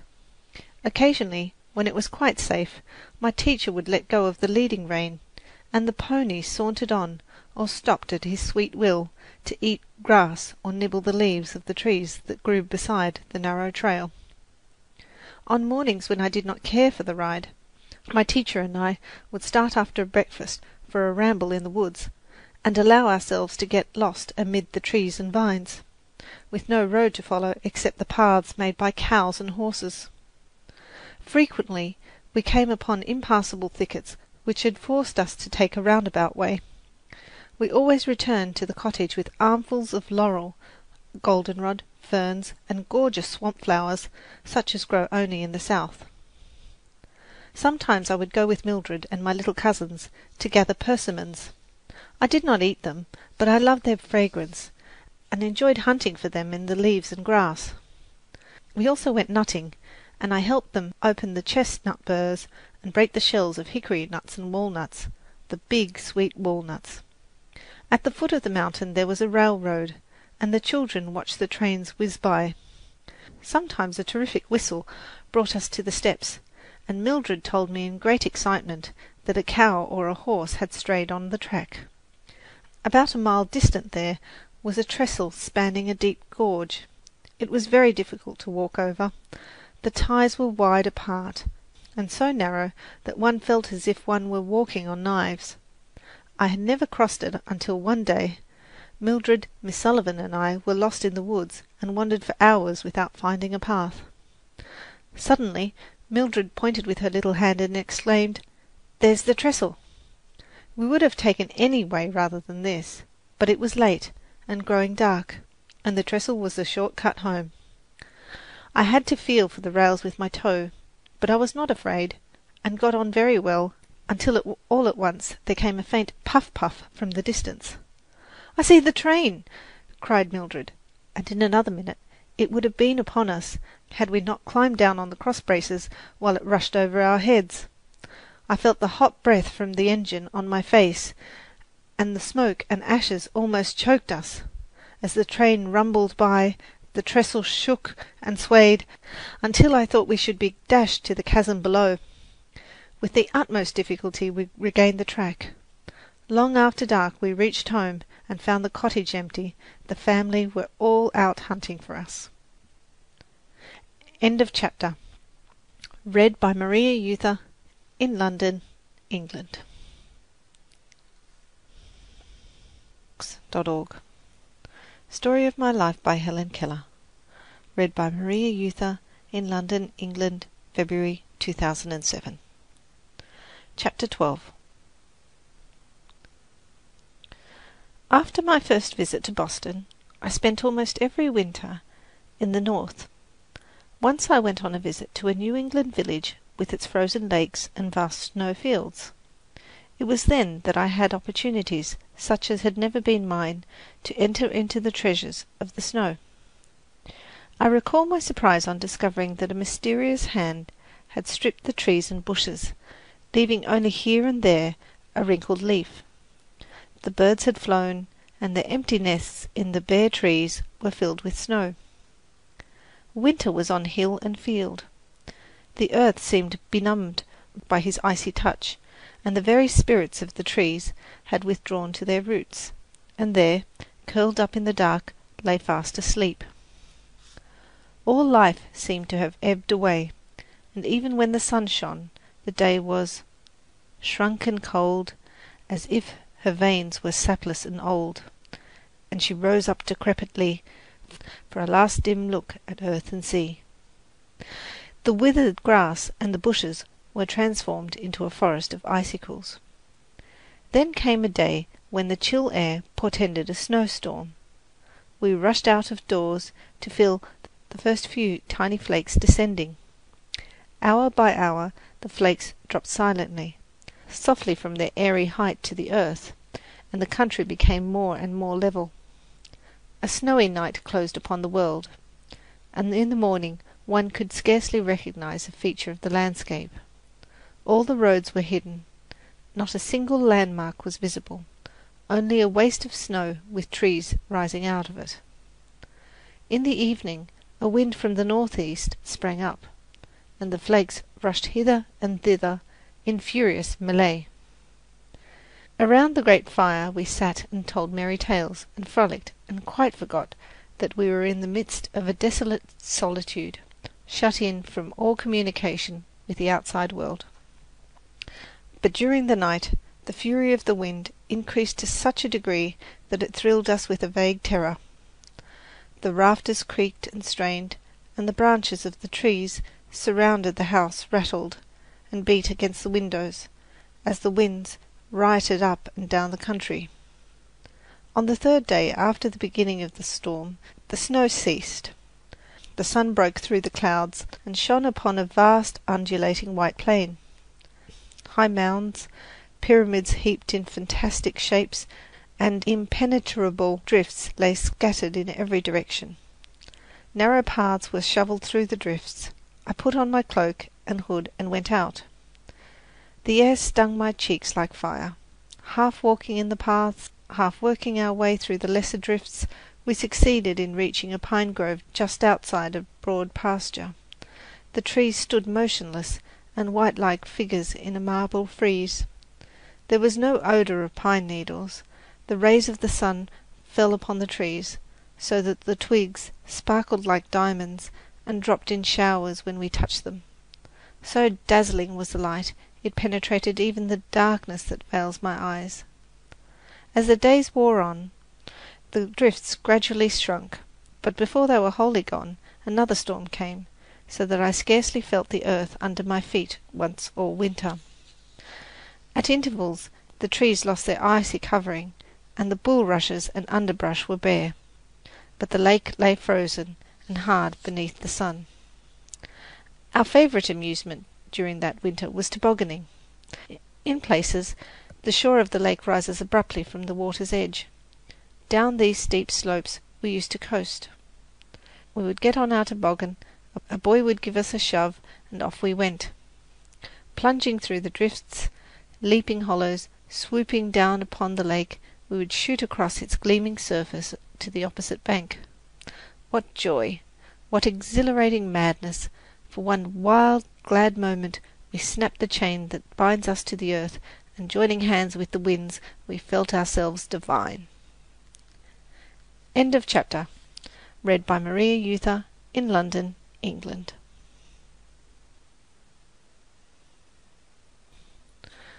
Story of My Life by Helen Keller. Read by Maria Euther in London, England, February 2007. Chapter 13. It was in the spring of 1890 that I learnt to speak. The impulse to utter audible sounds had always been strong within me. I used to make noises, keeping one hand on my throat, while the other hand felt the movement of my lips. I was pleased with anything that made a noise, and I liked to feel the cat purr and the dog bark. I also liked to keep my hand on a singer's throat, or on a piano when it was being played.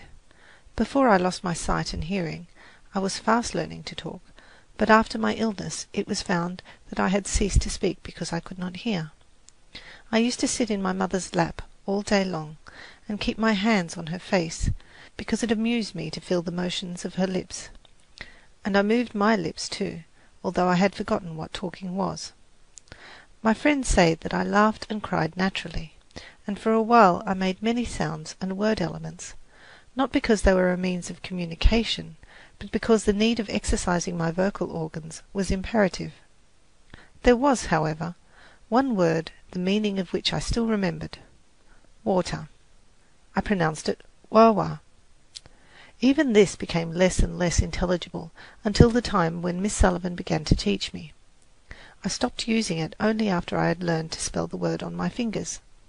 I had known for a long time that the people about me used a method of communication different from mine, and even before I knew that a deaf child could be taught to speak, I was conscious of dissatisfaction with the means of communication I already possessed. One who is entirely dependent upon the manual alphabet has always a sense of restraint, of narrowness. This feeling began to agitate me with a vexing, forward-reaching sense of a lack that should be filled. My thoughts would often rise and beat up like birds against the wind, and I persisted in using my lips and voice. Friends tried to discourage this tendency, fearing lest it would lead to disappointment. But I persisted, and an accident soon occurred which resulted in the breaking down of this great barrier. I heard the story of Radcliffe Carter. In 1890, Mrs. Lamson, who had been one of Laura Bridgman's teachers, and who had just returned from a visit to Norway and Sweden, came to see me and told me of Radcliffe Carter, a deaf and blind girl in Norway who had actually been taught to speak. Mrs. Lamson had scarcely finished telling me about this girl's success before I was on fire with eagerness. I resolved that I, too, would learn to speak. I would not rest satisfied until my teacher took me, for advice and assistance, to Miss Sarah Fuller, principal of the Horace Mann School. This lovely, sweet-natured lady offered to teach me herself, and we began the 26th of March, 1890. Miss Fuller's method was this. She passed my hand lightly over her face and let me feel the position of her tongue and lips when she made a sound. I was eager to imitate every motion, and in an hour had learned 6 elements of speech: M, P, A, S, T, I. Miss Fuller gave me 11 lessons in all. I shall never forget the surprise and delight I felt when I uttered my first connected sentence. It is warm. True, they were broken and stammering syllables, but they were human speech. My soul, conscious of new strength, came out of bondage, and was reaching through the broken symbols of speech to all knowledge and all faith. No deaf child who has earnestly tried to speak the words which he has never heard, to come out of the prison silence, where no tone of love, no song of bird, no strain of music ever pierces the stillness, can forget the thrill of surprise, the joy of discovery, which came over him when he uttered his first word. Only such a one can appreciate the eagerness with which I talked to my toys, to stones, trees, birds, and dumb animals, or the delight I felt when at my call Mildred ran to me, or my dogs obeyed my commands. It is an unspeakable boon to me to be able to speak in winged words that need no interpretation. As I talked, happy thoughts fluttered up out of my words that might perhaps have been struggled in vain to escape my fingers. But it must not be supposed that I could really talk in this short time. I had learned only the elements of speech. Miss Fuller and Miss Sullivan could understand me, but most people would not have understood one word in 100. Nor it is true that, after I had learned these elements, I did the rest of the work myself. But for Miss Sullivan's genius, untiring perseverance and devotion, I could not have progressed as far as I have toward natural speech. In the first place, I laboured night and day before I could be understood even by my most intimate friends. In the second place, I needed Miss Sullivan's assistance constantly in my efforts to articulate each sound clearly and to combine all sounds in 1,000 ways. Even now she calls my attention every day to mispronounced words. All teachers of the deaf know what this means, and only they can at all appreciate the peculiar difficulties with which I had to contend. In reading my teacher's lips, I was wholly dependent on my fingers. I had to use the sense of touch in catching the vibrations of the throat, the movements of the mouth, and the expression of the face, and often this sense was at fault. In such cases, I was forced to repeat the words or sentences, sometimes for hours, until I felt the proper ring in my own voice. My work was practice, practice, practice. Discouragement and weariness cast me down frequently, but the next moment the thought that I should soon be at home and show my loved ones what I had accomplished spurred me on, and eagerly I looked forward to their pleasure in my achievement. My little sister will understand me now, a thought stronger than all obstacles. I used to repeat ecstatically, "I am not dumb now." I could not be despondent while I anticipated the delight of talking to my mother and reading her responses from her lips. It astonished me to find out how much easier it is to talk than to spell with the fingers, and I discarded the manual alphabet as a medium of communication on my part, but Miss Sullivan and a few friends still use it in speaking to me, for it is more convenient and more rapid than lip reading. Just here, perhaps, I better explain our use of the manual alphabet, which seems to puzzle people who do not know us. One who reads or talks to me spells with his hand, using the single-hand manual alphabet generally employed by the deaf. I place my hand on the hand of the speaker, so lightly as not to impede its movements.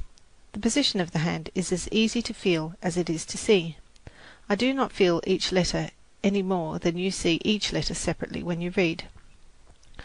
Constant practice makes the fingers very flexible, and some of my friends spell rapidly, about as fast as an expert writes on a typewriter.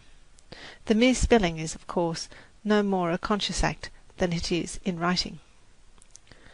When I had made speech my own, I could not wait to go home. At last the happiest of happy moments arrived. I made my homeward journey, talking constantly to Miss Sullivan, not for the sake of talking, but determined to improve to the last minute. Almost before I knew it, the train stopped at the Tuscumbia station, and there on the platform stood the whole family. My eyes fill with tears now, as I think how my mother pressed me close to her, speechless and trembling with delight, taking in every syllable that I spoke, while little Mildred seized my free hand and kissed it and danced, and my father expressed his pride and affection in a big silence. It was as if Isaiah's prophecy had been fulfilled in me.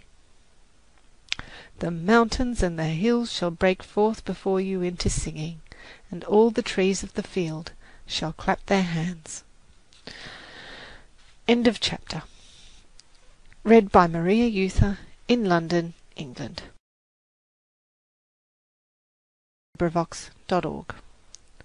Story of My Life by Helen Keller. Read by Maria Euther in London, England, February 2007. Chapter 14. The winter of 1892 was darkened by the one cloud in my childhood's bright sky. Joy deserted my heart, and for a long, long time I lived in doubt, anxiety, and fear. Books lost their charm for me, and even now the thought of those dreadful days chills my heart.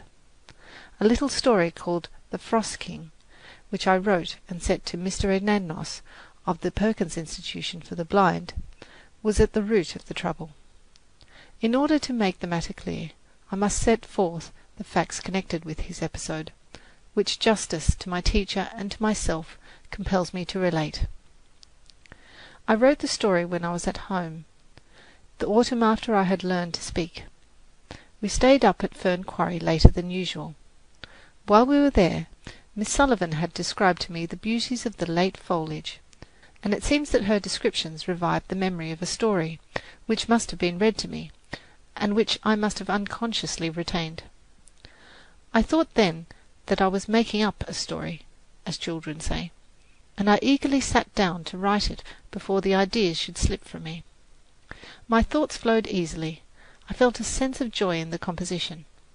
Words and images came tripping to my finger ends, and as I thought out sentence after sentence, I wrote them on my braille slate. Now, if words and images come to me without effort, it is a pretty sure sign that they are not the offspring of my own mind, but stray waifs that I regretfully dismiss. At that time I eagerly absorbed everything I read, without a thought of authorship, and even now I cannot be quite sure of the boundary line between my ideas and those I find in books. I suppose that is because so many of my impressions come to me through the medium of others' eyes and ears. When the story was finished, I read it to my teacher, and I recall now vividly the pleasure I felt in the more beautiful passages, and my annoyance at being interrupted to have the pronunciation of a word corrected. At dinner it was read to the assembled family, who were surprised that I could write so well. Someone asked me if I had read it in a book. This question surprised me very much, for I had not the faintest recollection of having it read to me. I spoke up and said, "Oh no, it is my story, and I have written it for Mr. Anagnos." Accordingly, I copied the story and sent it to him for his birthday.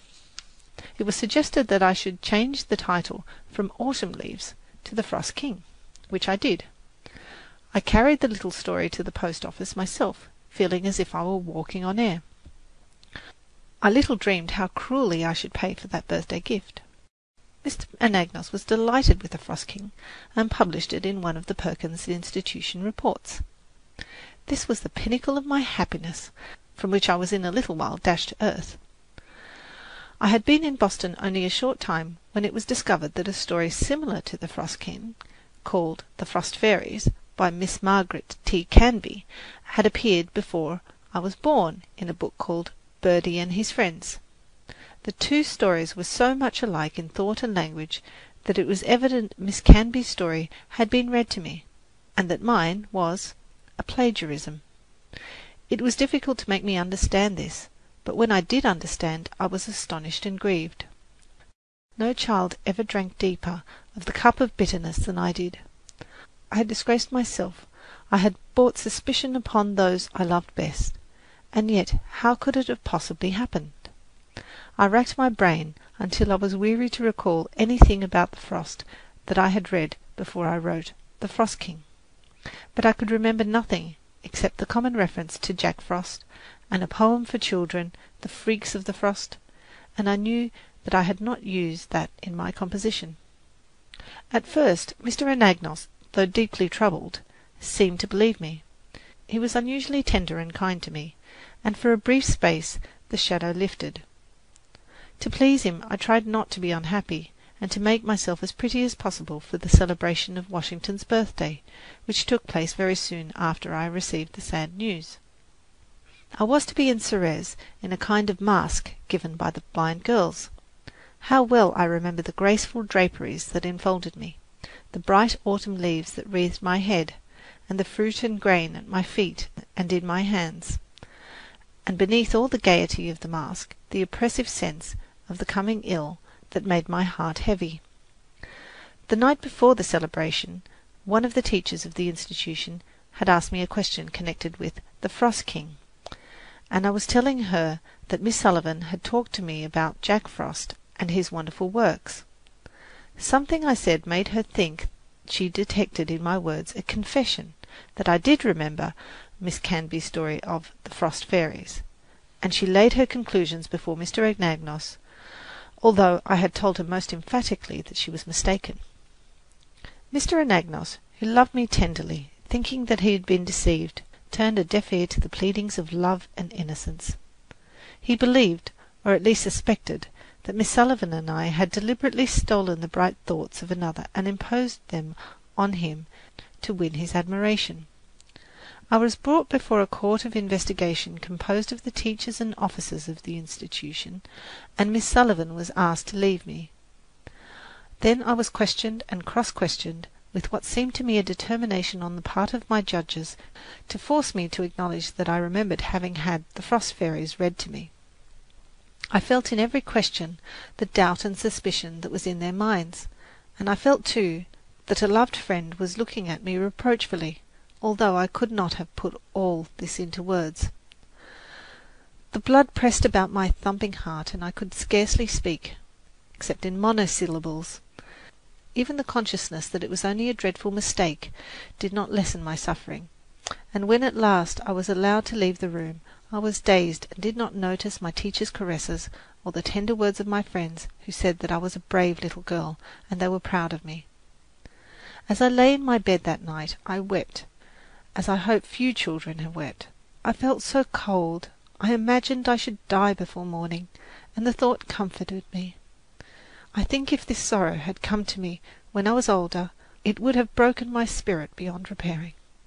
But the angel of forgetfulness has gathered up and carried away much of the misery and all the bitterness of those sad days. Miss Sullivan had never heard of the Frost Fairies or of the book in which it was published. With the assistance of Dr. Alexander Graham Bell, she investigated the matter carefully, and at last it came out that Mrs. Sophia C. Hopkins had a copy of Miss Canby's Birdie and His Friends in 1888, the year that we spent the summer with her at Brewster. Mrs. Hopkins was unable to find her copy, but she has told me that at the time, while Miss Sullivan was away on vacation, she tried to amuse me by reading from various books. And although she could not remember reading the Frost Fairies any more than I, yet she felt sure that Birdie and His Friends was one of them.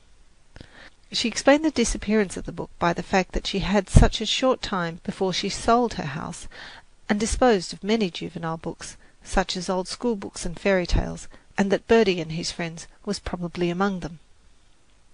The stories had little or no meaning for me then, but the mere spelling of the strange words was sufficient to amuse a little child who could do almost nothing to amuse herself. And although I do not recall a single circumstance connected with the reading of the stories, yet I cannot help thinking that I made a great effort to remember the words, with the intention of having my teacher explain them when she returned. One thing is certain, the language was ineffaceably stamped on my brain, though for a long time no one knew it, least of all myself. When Miss Sullivan came back, I did not speak to her about the Frost Fairies, probably because she began at once to read Little Lord Fauntleroy, which filled my mind to the exclusion of everything else. But the fact remains that Miss Canby's story was read to me once, and that long after I had forgotten it, it came back to me so naturally that I never suspected that it was the child of another mind. In my trouble, I received many messages of love and sympathy. All the friends I loved best, except one, have remained my own to the present time. Miss Canby herself wrote kindly, "Some day you will write a great story out of your own head. That will be a comfort and help to many." But this kind prophecy has never been fulfilled. I have never played with words again for the mere pleasure of the game. Indeed, I have ever since been tortured by the fear that what I write is not my own. For a long time, when I wrote a letter, even to my mother, I was seized with a sudden feeling of terror, and I would spell the sentences over and over to make sure that I had not read them in a book. Had it not been for the persistent encouragement of Miss Sullivan, I think I should have given up trying to write altogether. I have read The Frost Fairy since, also the letters I wrote in which I used other ideas of Miss Canby's. I find in one of them, a letter to Mr. Anagnos, dated September 29, 1891, words and sentiments exactly like those of the book. At the time I was writing The Frost King, and this letter, like many others, contains phrases which show that my mind was saturated with the story. I represent my teacher as saying to me of the golden autumn leaves, "Yes, they are beautiful enough to comfort us for the flight of summer," an idea direct from Miss Canby's story.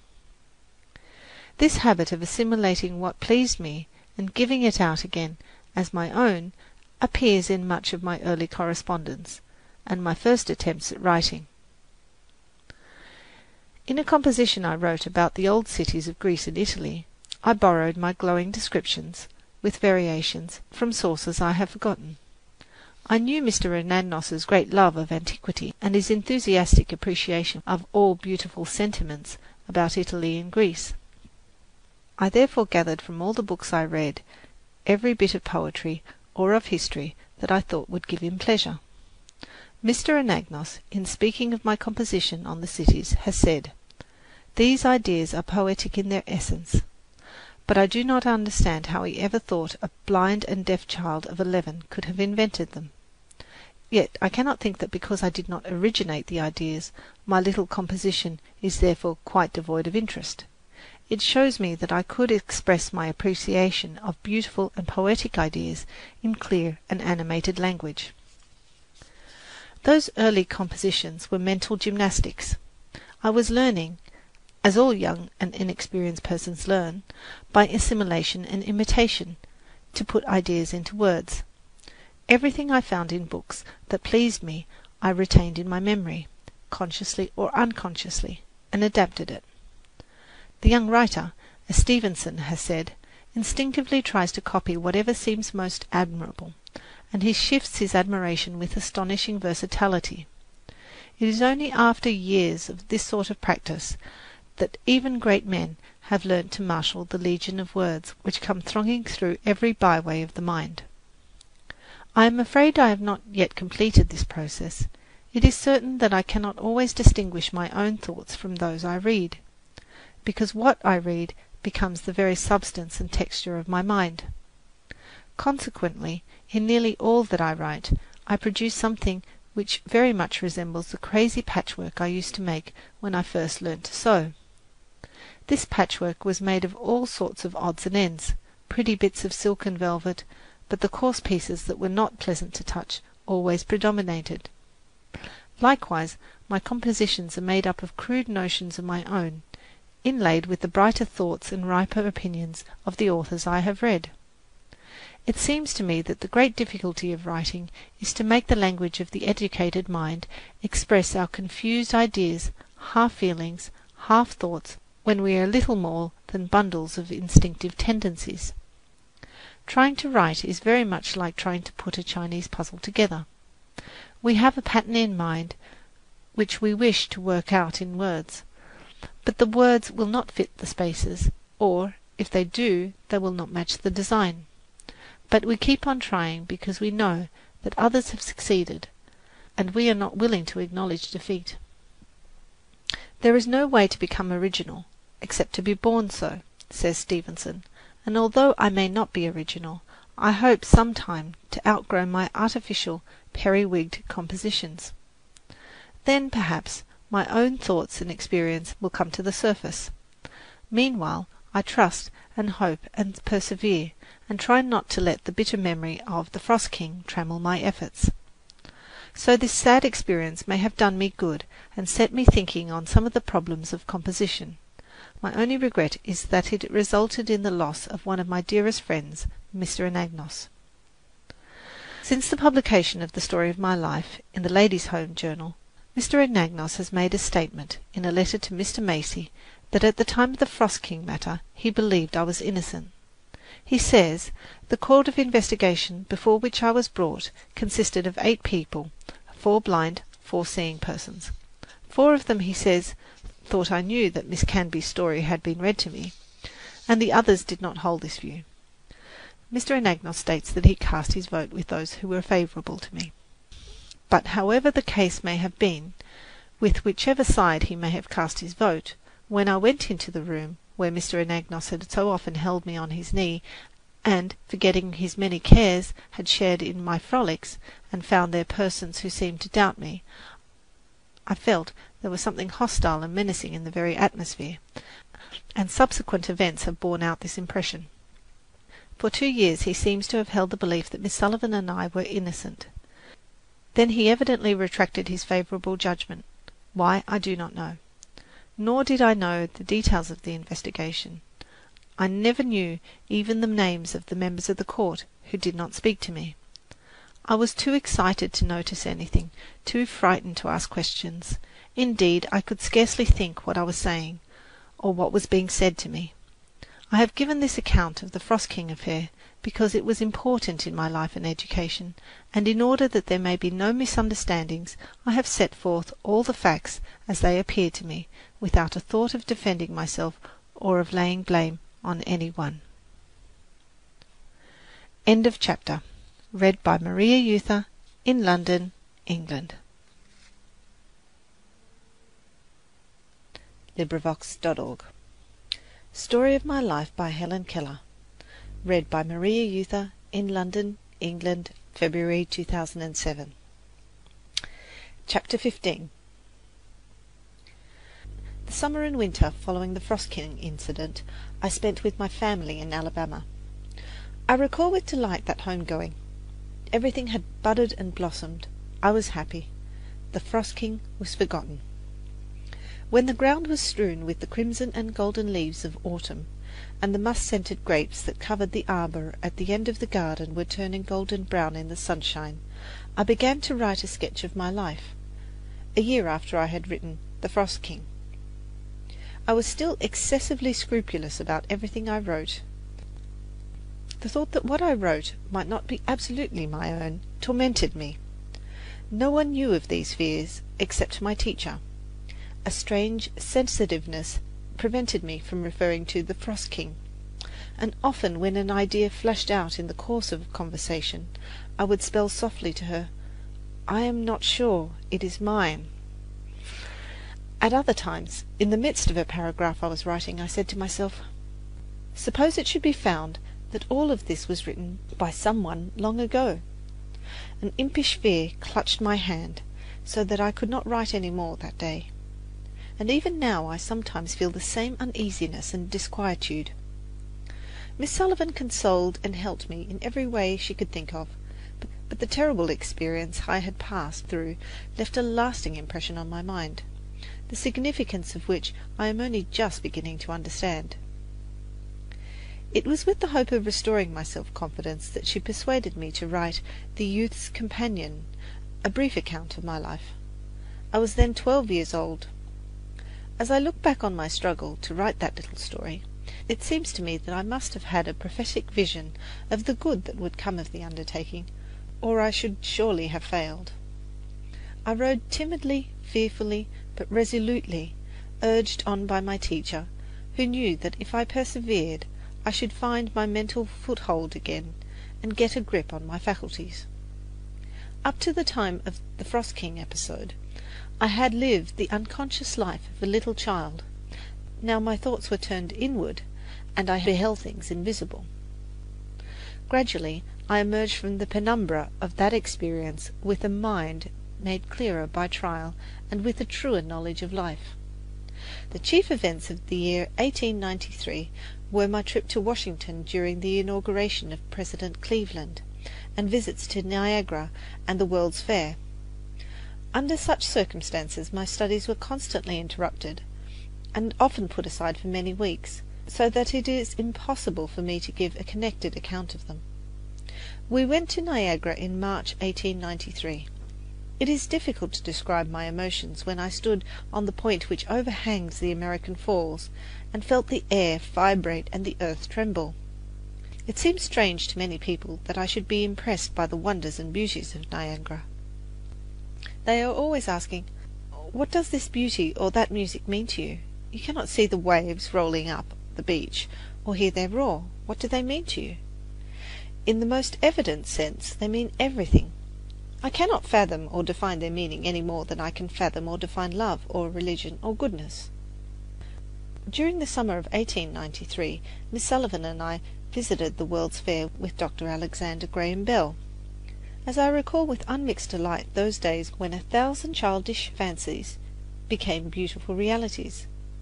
Every day in imagination I made a trip round the world, and I saw many wonders from the uttermost parts of the earth, marvels of invention, treasures of industry and skill, and all the activities of human life actually passed under my fingertips. I liked to visit the Midway Plaisance. It seemed like the Arabian Nights. It was crammed so full of novelty and interest. Here was the India of my books, and the curious bazaar with its Shivas and elephant gods. There was the land of the pyramids, concentrated in a model Cairo, with its mosques and long processions of camels. Yonder were the lagoons of Venice, where we sailed every evening when the city and the fountains were illuminated. I also went on board a Viking ship which lay a short distance from the little craft. I had been on a man of war before, in Boston, and it interested me to see, on this Viking ship, how the seaman was once all in all, how he sailed and took storm and calm alike with undaunted heart, and gave chase to whoever re-echoed his cry, "We are of the sea!" and fought with brains and sinews, self-reliant, self-sufficient, instead of being thrust into the background by unintelligent machinery, as Jack is today. So it always is. Man only is interesting to man. At a little distance from this ship there was a model of the Santa Maria, which I also examined. The captain showed me Columbus's cabin and the desk with an hourglass on it. The small instrument impressed me, most because it made me think how weary the heroic navigator must have felt as he saw the sand dropping grain by grain while desperate men were plotting against his life. Mr. Higginbotham, president of the World's Fair, kindly gave me permission to judge the exhibits, and with an eagerness as insatiable as that with which Pizarro seized the treasures of Peru, I took in the glories of the fair with my fingers. It was a sort of tangible kaleidoscope, this white city of the West. Everything fascinated me, especially the French bronzes.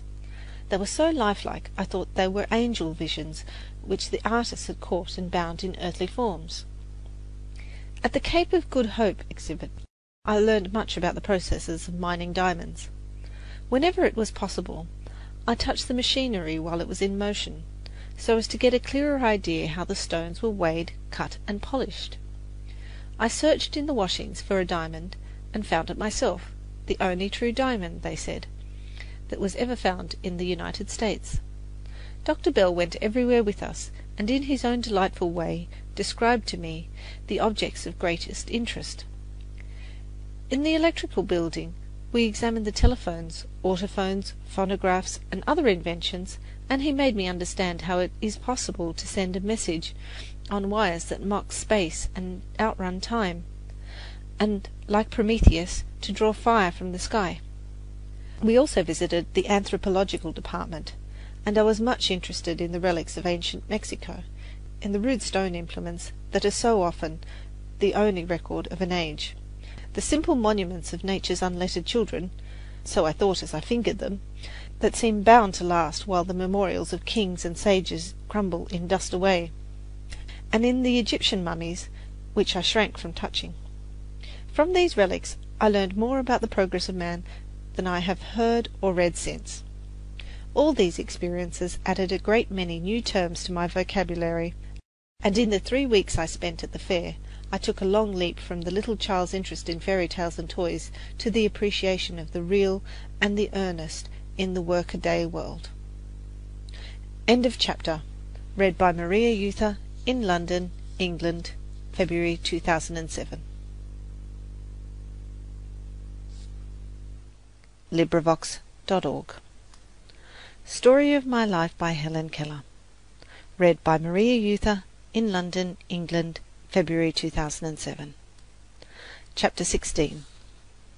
Before October 1893, I had studied various subjects by myself in a more or less desultory manner. I read the histories of Greece, Rome, and the United States. I had a French grammar in raised print, and as I already knew some French, I often amused myself by composing in my head short exercises using the new words as I came across them, and ignoring rules and other technicalities as much as possible.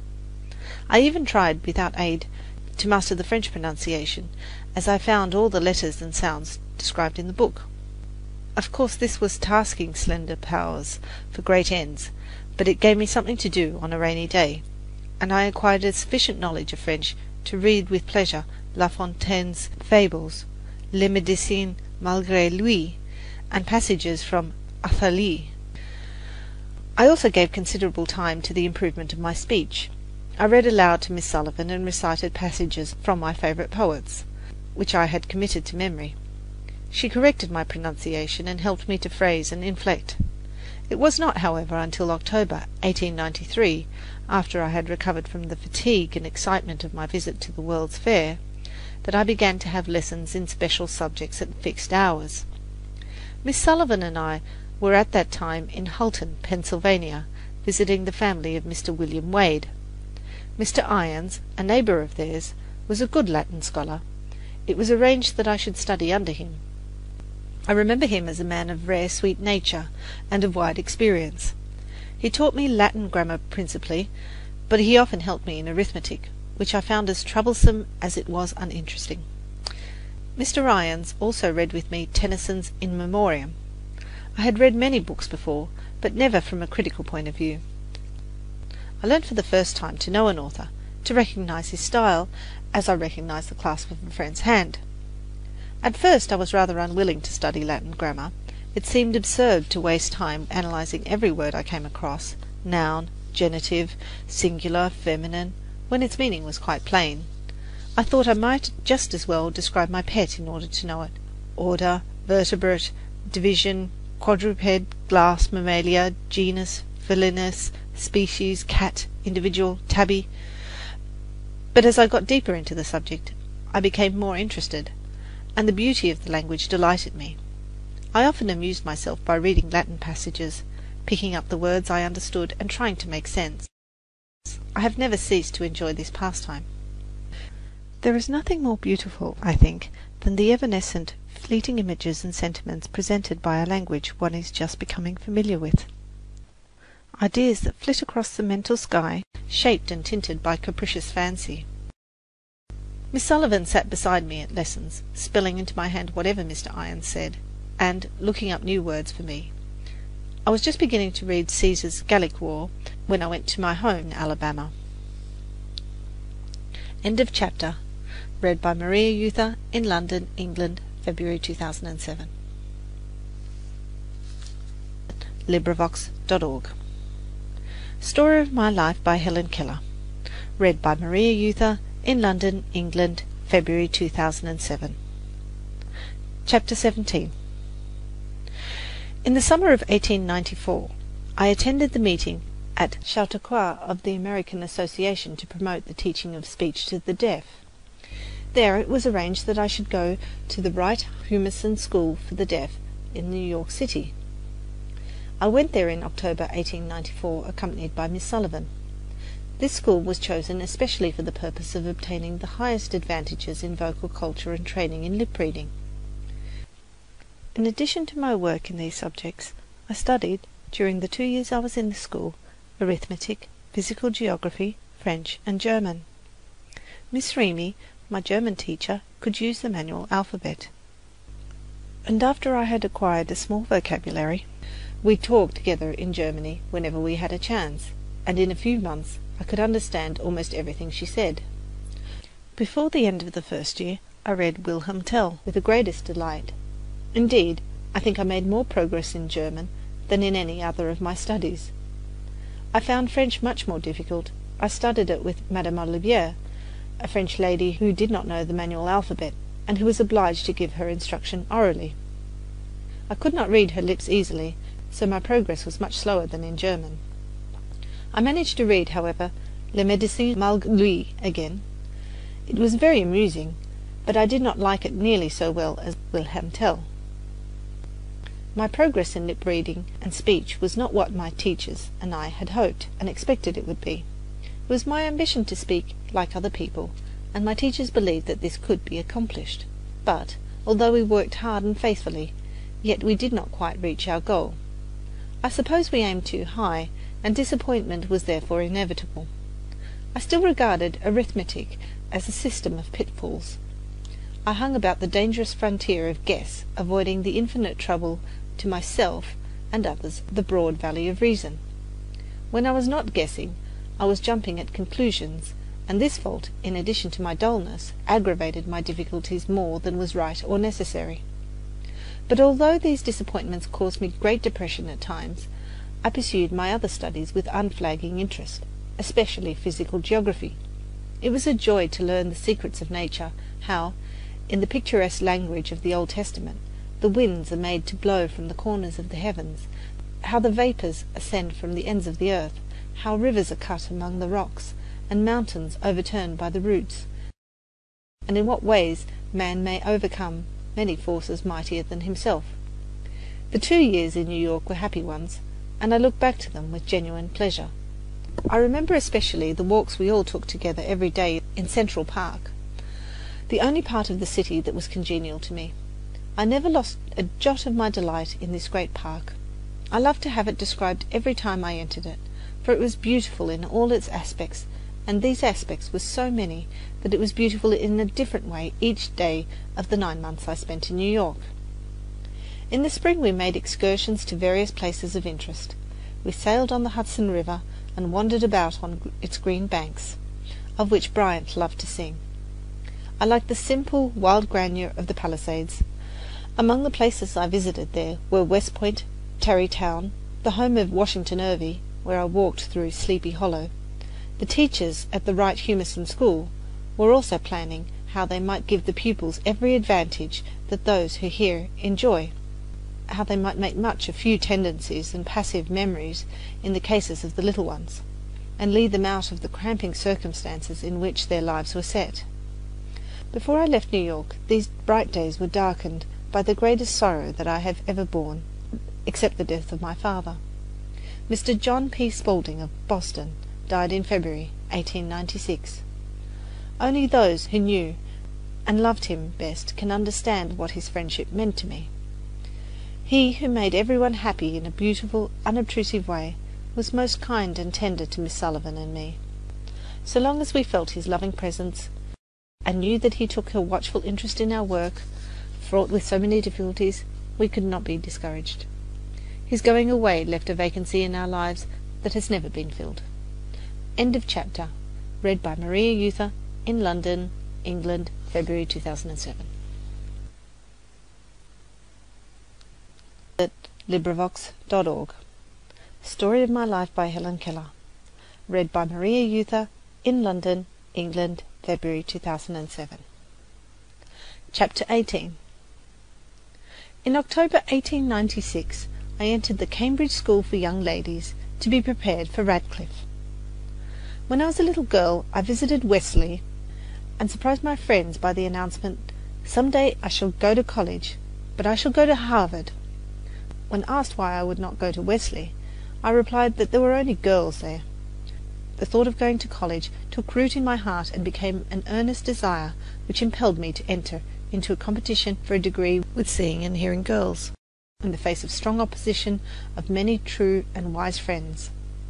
When I left New York, the idea had become a fixed purpose, and it was decided that I should go to Cambridge. This was the nearest approach I could get to Harvard, and to the fulfilment of my childish declaration.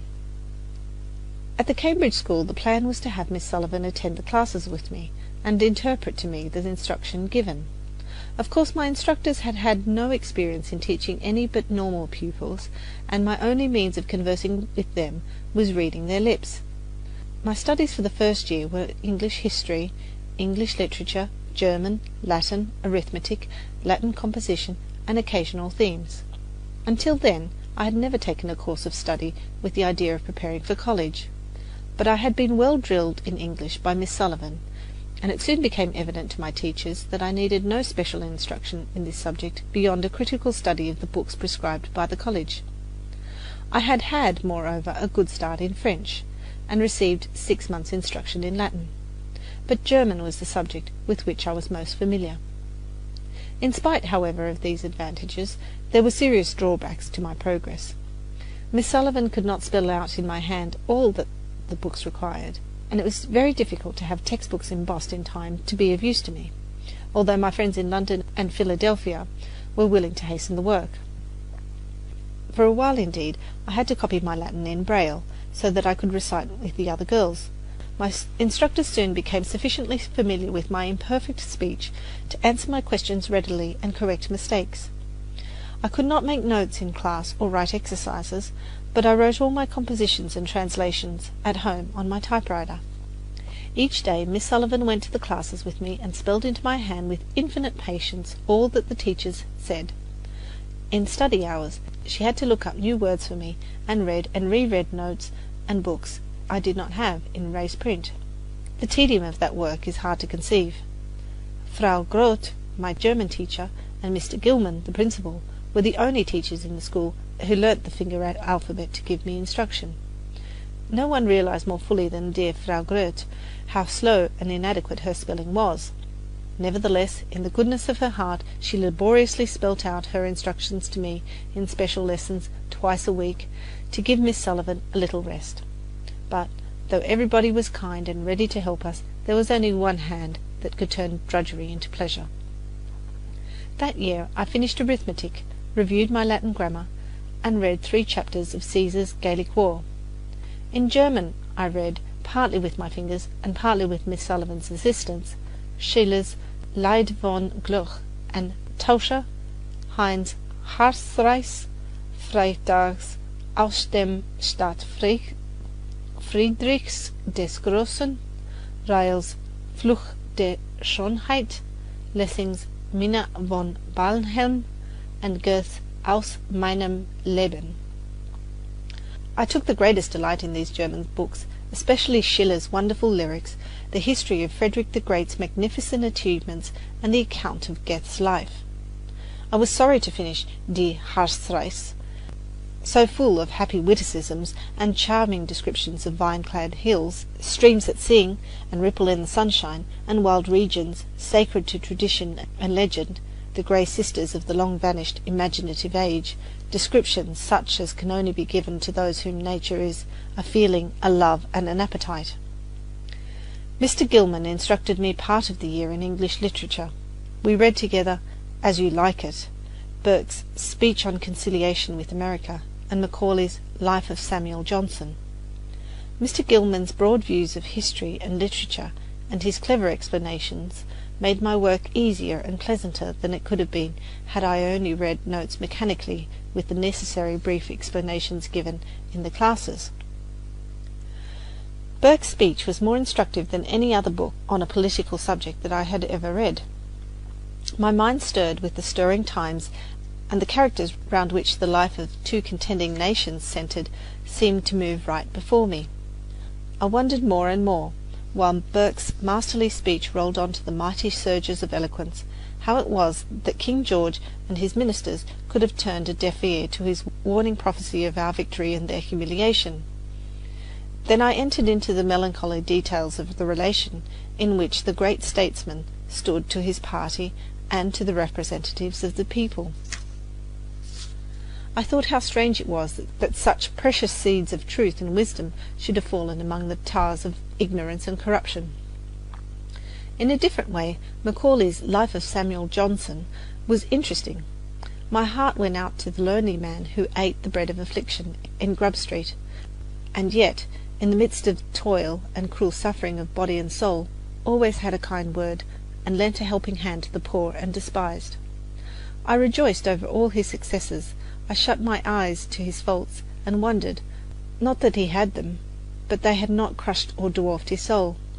In spite of Macaulay's brilliancy and his admirable faculty of making the commonplace seem fresh and picturesque, his positiveness wearied me at times, and his frequent sacrifices of truth to effect kept me in a questioning attitude very unlike the attitude of reverence in which I had listened to the Demosthenes of Great Britain.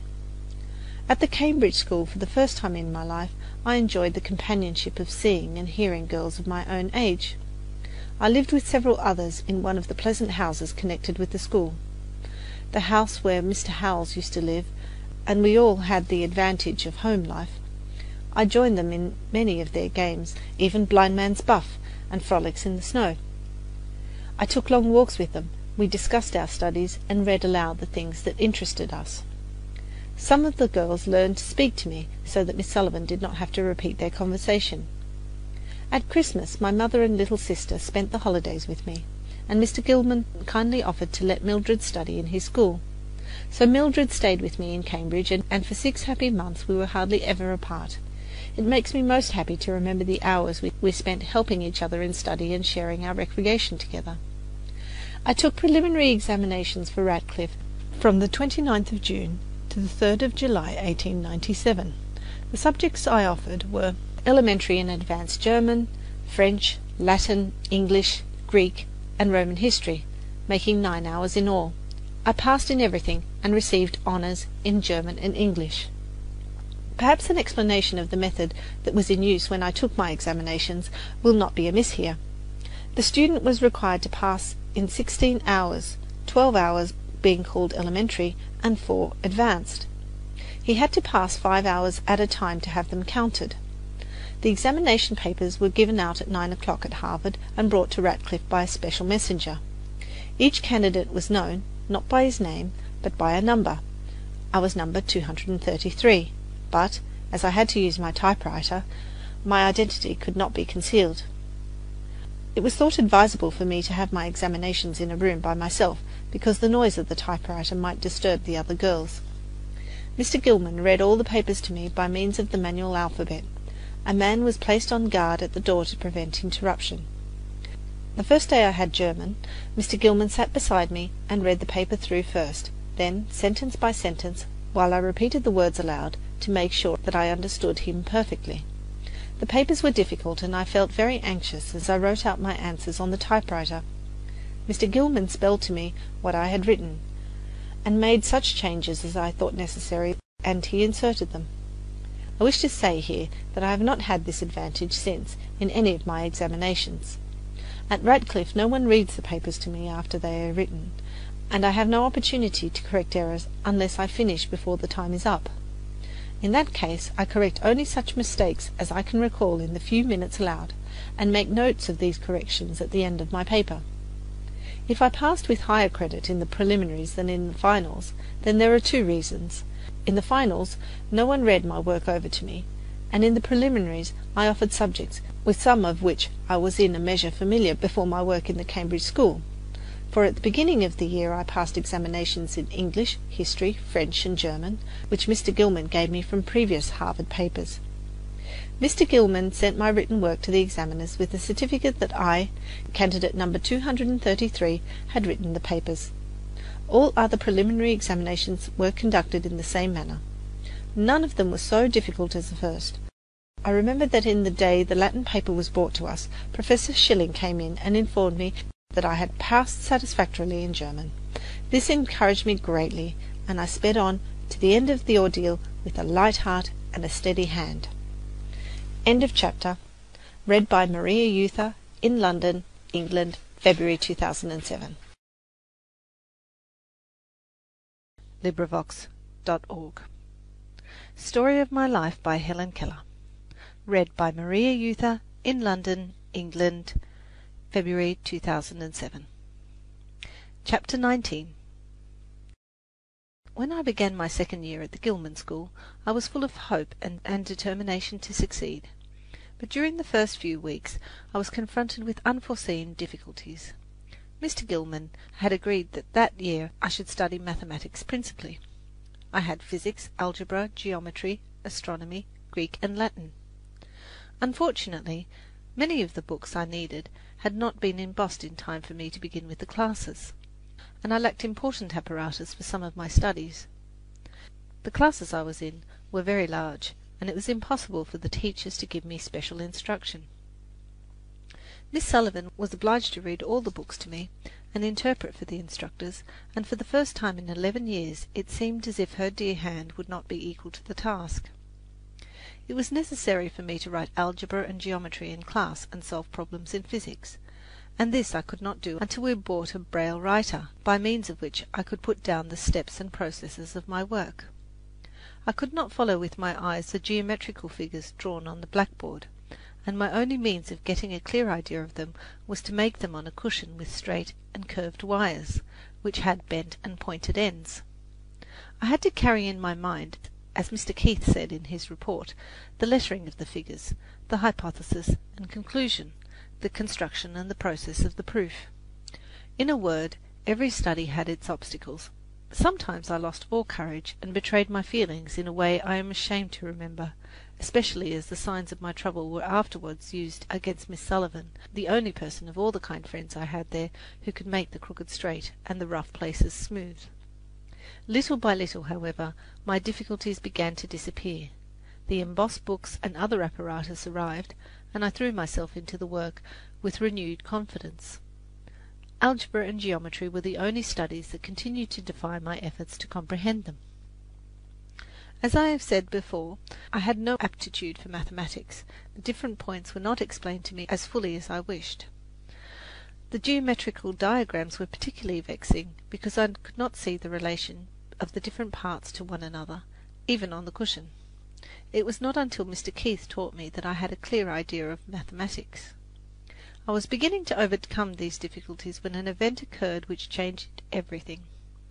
Just before the books came, Mr. Gilman had begun to remonstrate with Miss Sullivan on the ground that I was working too hard, and in spite of my earnest protestations, he reduced the number of my recitations. At the beginning we had agreed that I should, if necessary, take 5 years to prepare for college, but at the end of the first year, the success of my examinations showed Miss Sullivan, Miss Harbaugh, Mr. Gilman's head teacher, and one another, that I could, without too much effort, complete my preparation in 2 years more. Mr. Gilman had at first agreed to this, but when my tasks had become somewhat perplexing, he insisted that I was overworked, and that I should remain at his school 3 years longer. I did not like this plan, for I wished to enter college with my class. On the 17th of November I was not very well, and did not go to school. Although Miss Sullivan knew that my indisposition was not serious, yet Mr. Gilman, on hearing it, declared that I was breaking down, and made changes in my studies which would have rendered it impossible for me to take my final examinations with my class. In the end, the difference of opinion between Mr. Gilman and Miss Sullivan resulted in my mother's withdrawing my sister Mildred and me from the Cambridge school. After some delay, it was arranged that I should continue my studies under a tutor, Mr. Merton S. Keith, of Cambridge. Miss Sullivan and I spent the rest of the winter with our friends, the Chamberlains, in Wrentham, 25 miles from Boston. From February to July 1898, Mr. Keith came out to Wrentham twice a week and taught me algebra, geometry, Greek, and Latin.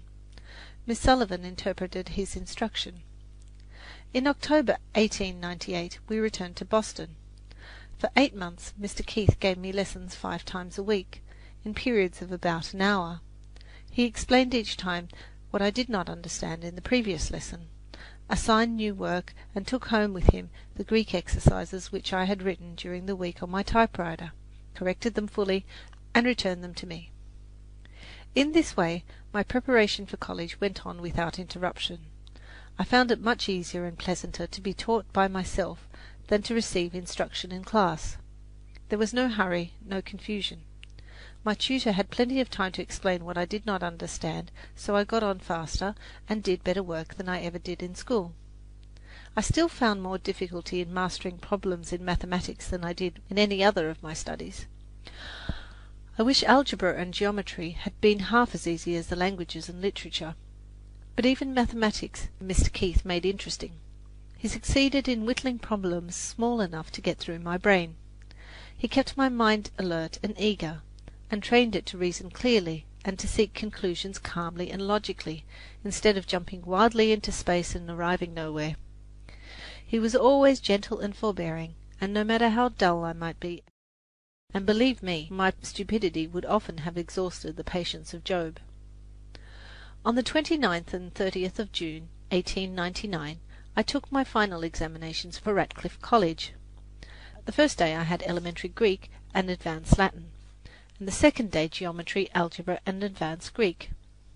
The college authorities did not allow Miss Sullivan to read the examination papers to me, so Mr. Eugene C. Vining, one of the instructors at the Perkins Institution for the Blind, was employed to copy the papers for me in American Braille. Mr. Vining was a stranger to me and could not communicate with me except by writing Braille. The proctor was also a stranger and did not attempt to communicate with me in any way. The Braille worked well enough in the languages, but when it came to geometry and algebra, difficulties arose. I was sorely perplexed and felt discouraged, wasting much precious time, especially in algebra. It is true that I was familiar with all literary Braille in common use in this country, English, American, and New York Point, but the various signs and symbols in geometry and algebra in the three systems are very different, and I had used only the English Braille in my algebra. 2 days before the examinations, Mr. Vining sent me a Braille copy of one of the old Harvard papers in algebra.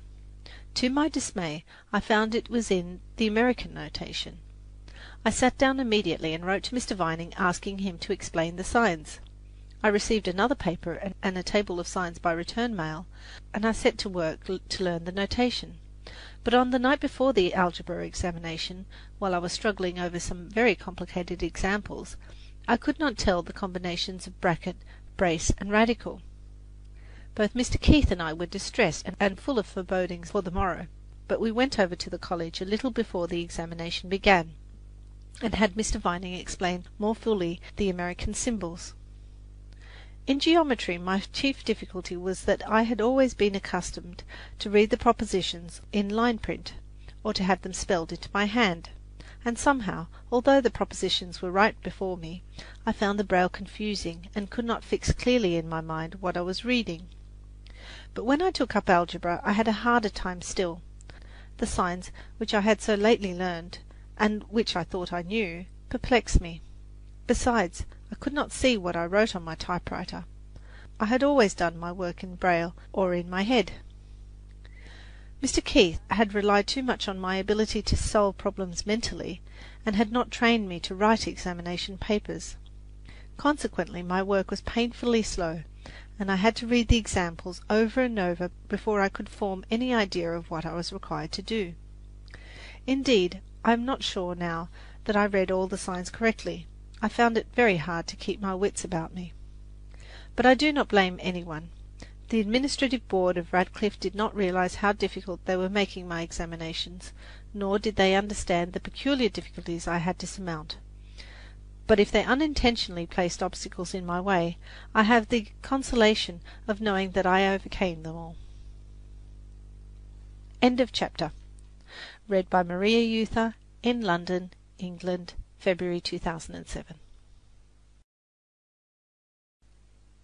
.org. Story of My Life by Helen Keller. Read by Maria Euther in London, England, February 2007. Chapter 20. The struggle for admission to college was ended, and I could now enter Radcliffe whenever I pleased. Before I entered college, however, I thought it best that I should study another year under Mr. Keith. It was not, therefore, until the fall of 1900 that my dream of going to college was realized. I remember my first day at Radcliffe. It was a day full of interest for me. I had looked forward to it for years. A potent force within me, stronger than the persuasion of my friends, stronger even than the pleadings of my heart, had impelled me to try my strength by the standards of those who see and hear. I knew that there were obstacles in the way, but I was eager to overcome them. I had taken to heart the words of the wise Roman who said, To be banished from Rome is but to live outside of Rome. Debarred from the great highways of knowledge, I was compelled to make the journey across country by unfrequented roads. That was all. And I knew that in college there were many bypaths where I could touch hands with girls who were thinking, loving, and struggling like me. I began my studies with eagerness. Before me I saw a new world opening in beauty and light, and I felt within me the capacity to know all things. In the wonderland of mind I should be free as another. Its people, scenery, manners, joys, tragedies should be living, tangible interpreters of the real world. The lecture halls seemed filled with the spirit of the great and the wise, and I thought the professors were the embodiment of wisdom. I have since learned differently. I am not going to tell anybody. But I soon discovered that college was not quite the romantic lyceum I had imagined. Many of the dreams that delighted my young inexperience became beautifully less, and faded into the light of common day. Gradually I began to find that there were disadvantages in going to college. The one I felt, and still feel most, is lack of time. I used to have time to think, to reflect, my mind and I. We would sit together of an evening and listen to the inner melodies of the spirit, which one hears only in leisure moments, when the words of some loved poet touch a deep, sweet chord in the soul that until then had been silent. But in college there is no time to commune with one's thoughts. One goes to college to learn, it seems, not to think. When one enters the portals of learning, one leaves the dearest pleasures, solitude, books, and imagination, outside with the whispering pines. I suppose I ought to find some comfort in the thought that I am laying up treasures for future enjoyment. But I am improvident enough to prefer present joy to hoarding riches against a rainy day. My studies the first year were French, German, history, English composition, and English literature. In the French course I read some of the works of Corneille, Molière, Racine, Alfred de Musset, and Sainte-Beuve, and in the German those of Goethe and Schiller. I reviewed rapidly the whole period of history from the fall of the Roman Empire to the 18th century, and in English literature studied critically Milton's poems and Areopagitica. I am frequently asked how I overcome the peculiar conditions under which I work in college. In the classroom I am of course practically alone. The professor is as remote as if he were speaking through a telephone. The lectures are spelled into my hand as rapidly as possible, and much of the individuality of the lecturer is lost to me in the effort to keep in the race. The words rush through my hand like hounds in pursuit of a hare which they often miss. But in this respect I do not think that I am much worse off than the girls who take notes. If the mind is occupied with the mechanical process of hearing and putting words on paper at pell-mell speed, I should not think one could pay much attention to the subject under consideration or the manner in which it is presented. I cannot make notes during lectures because my hands are busy listening. Usually I jot down what I can remember of them when I get home. I write the exercises, daily themes, criticisms, and hour tests, the mid-year and final examinations on my typewriter, so that the professors have no difficulty in finding out how little I know. When I began the study of Latin prosody, I devised and explained to my professor a system of signs indicating the different meters and quantities. I use the Hammond typewriter. I have tried many machines, and I find the Hammond is the best adapted to the peculiar needs of my work. With this machine, movable type shuttles can be used, and one can have several shuttles, each with a different set of characters, Greek, French, or mathematical, according to the kind of writing one wishes to do on the typewriter. Without it, I doubt if I could go to college. Very few of the books required in the various courses are printed for the blind, and I am obliged to have them spelled into my hand.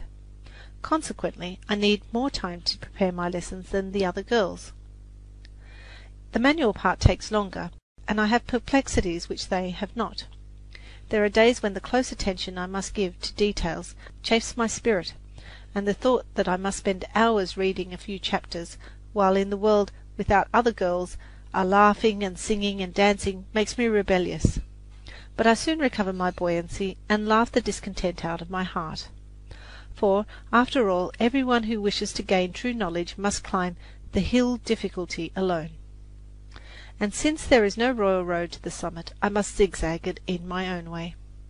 I slip back many times, I fall, I stand still, I run against the edge of hidden obstacles, I lose my temper and find it again and keep it better. I trudge on, I gain a little, I feel encouraged, I get more eager and climb higher and begin to see the widening horizon. Every struggle is a victory. One more effort and I reach the luminous cloud, the blue depths of the sky, the uplands of my desire. I am not always alone, however, in these struggles. Mr. William Wade and Mr. E. E. Allen, principal of the Pennsylvania Institution for the Instruction of the Blind, get for me many of the books I need in raised print. Their thoughtfulness has been more of a help and encouragement to me than they can ever know. Last year, my second year at Radcliffe, I studied English composition. The Bible as English literature, the governments of America and Europe, the odes of Horace, and Latin comedy. The class in composition was the pleasantest. It was very lively. The lectures were always interesting, vivacious, witty, for the instructor. Mr. Charles Townsend Copeland, more than anyone else I have had until this year, brings before you literature in all its original freshness and power. For 1 short hour you are permitted to drink in the eternal beauty of the old masters without needless interpretation or exposition. You revel in their fine thoughts. You enjoy with all your soul the sweet thunder of the Old Testament, forgetting the existence of Yahweh and Elohim, and you go home feeling that you have had a glimpse of that perfection in which spirit and form dwell in immortal harmony, truth and beauty bearing a new growth on the ancient stem of time. This year is the happiest because I am studying subjects that especially interest me: economics, Elizabethan literature, Shakespeare under Professor George L. Kittredge, and the history of philosophy under Professor Josiah Royce. Through philosophy one enters with sympathy of comprehension into the traditions of remote ages and other modes of thought, which erewhile seem alien and without reason. But college is not the universal Athens I thought it was. There one does not meet the great and the wise face to face. One does not even feel their living touch. They are there, it is true, but they seem mummified. We must extract them from the crannied wall of learning and dissect and analyze them before we can be sure that we have a Milton or an Isaiah, and not merely a clever imitation. Many scholars forget, it seems to me, that our enjoyment of the great works of literature depends more upon the depth of our sympathy than upon our understanding. The trouble is that very few of their laborious explanations stick in the memory. The mind drops them as a branch drops its overripe fruit. It is possible to know a flower, root and stem and all the processes of growth, and yet to have no appreciation of the flowers fresh bathed in heaven's dew. Again and again I ask impatiently, why concern myself with these explanations and hypotheses? They fly hither and thither, and my thought like blind birds beating the air with ineffectual wings. I do not mean to object to a thorough knowledge of the famous works we read. I object only to the interminable comments and bewildering criticisms that teach but one thing. There are as many opinions as there are men. But when a great scholar like Professor Kittredge interprets what the master said, it is as if new sight were given the blind. He brings back Shakespeare, the poet. There are, however, times when I long to sweep away half the things I am expected to learn, for the overtaxed mind cannot enjoy the treasure it has secured at the greatest cost. It is impossible, I think, to read in one day 4 or 5 different books in different languages and treating of widely different subjects, and not lose sight of the very ends for which one reads. When one reads hurriedly and nervously, having in mind written tests and examinations, one's brain becomes encumbered with a lot of choice bric-a-brac for which there seems to be little use. At the present time my mind is so full of heterogeneous matter that I almost despair of ever being able to put it in order. Whenever I enter the region that was the kingdom of my mind, I feel like the proverbial bull in the china shop. 1,000 odds and ends of knowledge come crashing about my head like hailstones, and when I try to escape them, theme goblins and college nixies of all sorts pursue me, until I wish, Oh, may I be forgiven the wicked wish that I might smash the idols I came to worship. But the examinations are the chief bugbears of my college life. Although I have faced them many times and cast them down and made them bite the dust, yet they rise again and menace me with pale looks until, like Bob Acres, I feel my courage oozing out at my finger ends. The days before these ordeals take place are spent in cramming your mind with mystic formulae and indigestible dates, unpalatable diets, until you wish that books and science and you were buried in the depths of the sea. At last, the dreaded hour arrives, and you are a favoured being indeed if you feel prepared, and are able at the right time to call to your standard thoughts that will aid you in that supreme effort. It happens too often that your trumpet call is unheeded. It is most perplexing and exasperating that just at the moment when you need your memory and a nice sense of discrimination, these faculties take to themselves wings and fly away. The facts you have garnered with such infinite trouble invariably fail you at a pinch. Give a brief account of Huss and his work. Huss? Who was he, and what did he do? The name looks strangely familiar. You ransack your budget of historic facts much as you would hunt for a bit of silk in a rag bag. You are sure it is somewhere in your mind near the top. You saw it there the other day when you were looking up the beginnings of the Reformation. But where is it now? You fish out all manner of odds and ends of knowledge, revolutions, schisms, massacres, systems of government. But Huss, where is he? You are amazed at all the things you know which are not on the examination paper. In desperation, you seize the budget and dump everything out, and there in a corner is your man, serenely brooding in his own private thought, unconscious of the catastrophe which he has brought upon you. Just then the proctor informs you that the time is up. With a feeling of intense disgust, you kick the mass of rubbish into a corner and go home, your head full of revolutionary schemes to abolish the divine right of professors to ask questions without the consent of the questioned. It comes over me that in the last 2 or 3 pages of this chapter I have used figures which will turn the laugh against me. Ah, here they are, the mixed metaphors mocking and strutting about before me, pointing to the bull in the china shop, assailed by hailstones, and the bugbears with pale looks, an unanalyzed species. Let them mock on. The words describe so exactly the atmosphere of jostling, tumbling ideas I live in that I will wink at them for once, and put on a deliberate air to say that my ideas of college have changed. While my days at Radcliffe were still in the future, they were encircled with a halo of romance, which they have lost. But in the transition from romantic to actual, I have learnt many things I should never have known had I not tried the experiment. One of them is the precious science of patience, which teaches us that we should take our education as we would take a walk in the country, leisurely, our minds hospitably open to impressions of every sort. Such knowledge floods the soul unseen with a soundless tidal wave of deepening thought. Knowledge is power. Rather, knowledge is happiness, because to have knowledge, broad, deep knowledge, is to know true ends from false, and lofty things from low.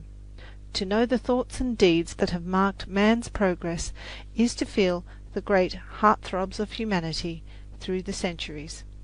And if one does not feel in these pulsations a heavenward striving, one must indeed be deaf to the harmonies of life. End of chapter.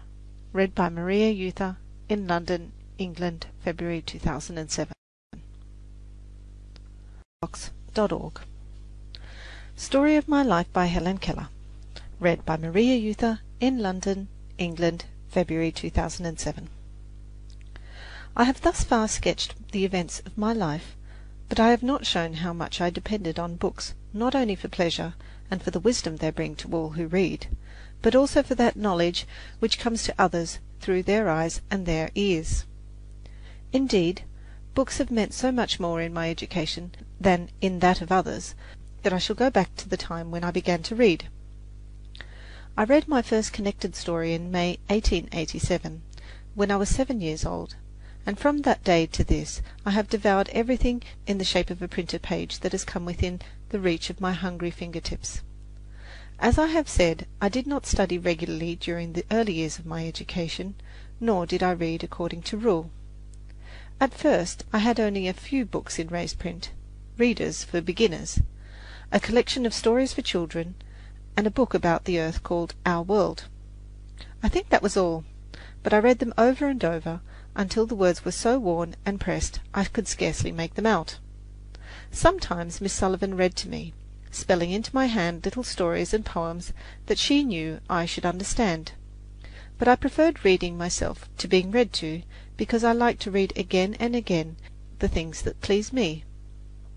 It was during my first visit to Boston that I really began to read in good earnest. I was permitted to spend a part of each day in the institution library, and to wander from bookcase to bookcase and take down whatever book my fingers lighted upon. And read I did, whether I understood one word in 10 or 2 words on a page. The words themselves fascinated me, but I took no conscious account of what I read. My mind must, however, have been very impressionable at that period, for it retained many words and whole sentences, to the meaning of which I had not the faintest clue. And afterwards, when I began to talk and write, these words and sentences would flash out quite naturally, so that my friends wondered at the richness of my vocabulary. I must have read parts of many books. In those early days I think I never read any one book through, and a great deal of poetry in this uncomprehending way, until I discovered Little Lord Fauntleroy, which was the first book of any consequence I read understandingly. One day my teacher found me in a corner of the library poring over the pages of The Scarlet Letter. I was then about 8 years old. I remember she asked me if I liked Little Pearl, and explained some of the words that puzzled me. Then she told me she had a beautiful story about a little boy, which she was sure I should like better than The Scarlet Letter. The name of the story was Little Lord Fauntleroy, and she promised to read it to me the following summer. But we did not begin the story until August. The first few weeks of my stay at the seashore were so full of discoveries and excitement that I forgot the very existence of books. Then my teacher went to visit some friends in Boston, leaving me for a short time. When she returned, almost the first thing we did was to begin the story of Little Lord Fauntleroy. I recall distinctly the time and place when we read the first chapters of the fascinating child's story. It was a warm afternoon in August. We were sitting together in a hammock which swung from 2 solemn pines at a short distance from the house. We had hurried through the dishwashing after luncheon in order that we might have as long an afternoon as possible for the story. As we hastened through the long grass toward the hammock, the grasshoppers swarmed about us and fastened themselves on our clothes, and I remembered that my teacher insisted on picking them all off before we sat down, which seemed to me an unnecessary waste of time. The hammock was covered with pine needles, for it had not been used while my teacher was away. The warm sun shone on the pine trees and drew out all their fragrance. The air was balmy, with a tang of the sea in it. Before we began the story, Miss Sullivan explained to me that the things she knew I should not understand, and as we read on, she explained the unfamiliar words. At first there were many words I did not know, and the reading was constantly interrupted. But as soon as I thoroughly comprehended the situation, I became too eagerly absorbed in the story to notice mere words, and I am afraid I listened impatiently to the explanations that Miss Sullivan felt to be necessary. When her fingers were too tired to spell another word, I had for the first time a keen sense of my deprivations. I took the book in my hands and tried to fill the letters with an intensity of longing that I can never forget. Afterward, at my eager request, Mr. Anagnos had this story embossed, and I read it again and again, until I almost knew it by heart, and all through my childhood Little Lord Fauntleroy was my sweet and gentle companion. I have given these details at risk of being tedious, because they are in such vivid contrast with my vague, mutable, confused memories of earlier reading. From Little Lord Fauntleroy I date the beginning of my true interest in books. During the next 2 years I read many books at my home or on my visits to Boston. I cannot remember what they all were or in what order I read them, but I know that among them were Greek heroes, La Fontaine's Fables, Hawthorne's Wonder Book, Bible stories, Lamb's Tales from Shakespeare, A Child's History of England by Dickens, The Arabian Nights, The Swiss Family Robinson, The Pilgrim's Progress, Robinson Crusoe, Little Women, and Heidi, a beautiful little story which I afterward read in German. I read them in the intervals between study and play with an ever-deepening sense of pleasure. I did not study nor analyze them. I did not know whether they were well written or not. I never thought about style or authorship. They laid their treasures at my feet, and I accepted them as we accept the sunshine and the love of our friends. I loved Little Women because it gave me a sense of kinship with girls and boys who could see and hear. Circumscribed as my life was in so many ways, I had to look between the covers of books for news of the world that lay outside my own. I did not care especially for The Pilgrim's Progress, which I think I did not finish, or for the fables. I read La Fontaine's Fables, a first in an English translation, and enjoyed them only after a half-hearted fashion. Later I read the book again in French, and I found that, in spite of the vivid word pictures and the wonderful mastery of language, I liked it no better. I do not know why it is, but stories in which animals are made to talk and act like human beings have never appealed to me very strongly. The ludicrous caricatures of the animals occupy my mind to the exclusion of the moral. Then again, La Fontaine seldom, if ever, appeals to our higher moral sense. The highest chords he strikes are those of reason and self-love. Through all the fables runs the thought that man's morality springs wholly from self-love, and that if self-love is directed and restrained by reason, happiness must follow. Now, so far as I can judge, self-love is the root of all evil. But of course I may be wrong, for La Fontaine had greater opportunities of observing men than I am likely ever to have. I do not object so much to the cynical and satirical fables as those in which momentous truths are taught by monkeys and foxes. But I love the Jungle Book, and wild animals I have known. I feel a genuine interest in the animals themselves, because they are real animals and not caricatures of men. One sympathizes with their loves and hatreds, laughs over their comedies, and weeps over their tragedies. And if they point to moral, it is so subtle that we are not conscious of it. My mind opened naturally and joyously to the conception of antiquity. Greece, ancient Greece, exercised a mysterious fascination over me. In my fancy, the pagan gods and goddesses still walked on earth and talked face to face with men, and in my heart I secretly built shrines to those I loved best. I knew and loved the whole tribe of nymphs and heroes and demigods. No, not quite all, for the cruelty and greed of Medea and Jason were too monstrous to be forgiven, and I used to wonder why the gods permitted them to do wrong and then punished them for their wickedness. And the mystery is still unsolved. I often wonder how God can dumbness keep, while sin creeps grinning through his house of time. It was Iliad that made Greece my paradise. I was familiar with the story of Troy before I read it in the original, and consequently I had little difficulty in making Greek words surrender their treasures after I had passed the borderland of grammar. Great poetry, whether written in Greek or in English, needs no other interpreter than a responsive heart. Would that the host of those who make the great works of the poets, odious by their analysis, impositions, and laborious comments, might learn this simple truth!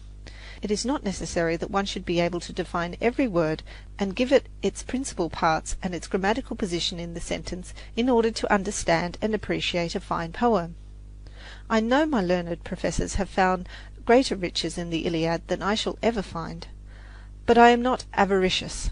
I am content that others should be wiser than I. But with all their wide and comprehensive knowledge, they cannot measure their enjoyment of that splendid epic, nor can I. When I read the finest passages of the Iliad, I am conscious of a soul sense that lifts me above the narrow, cramping circumstances of my life. My physical limitations are forgotten. My world lies upward. The length and the breadth and the sweep of the heavens are mine. My admiration for the Aeneid is not so great, but it is none the less real. I read it as much as possible without the help of notes or dictionary, and I always like to translate the episodes that please me especially. The word painting of Virgil is wonderful sometimes, but his gods and men move through the scenes of passion and strife and pity and love like graceful figures in an Elizabethan masque. whereas in the Iliad they give 3 leaps and go on singing. Virgil is serene and lovely like a marble Apollo in the moonlight. Homer is a beautiful animated youth in the full sunlight with the wind in his hair. How easy it is to fly on paper wings! From Greek heroes to the Iliad was no day's journey, nor was it altogether pleasant. One could have travelled round the world many times while I trudged my weary way through the labyrinthine mazes of grammars and dictionaries, or fell into those dreadful pitfalls called examinations, set by schools and colleges for the confusion of those who seek after knowledge. I suppose this sort of pilgrim's progress was justified by the end, and it seemed interminable to me in spite of the pleasant surprises that met me now and then at a turn in the road. I began to read the Bible long before I could understand it.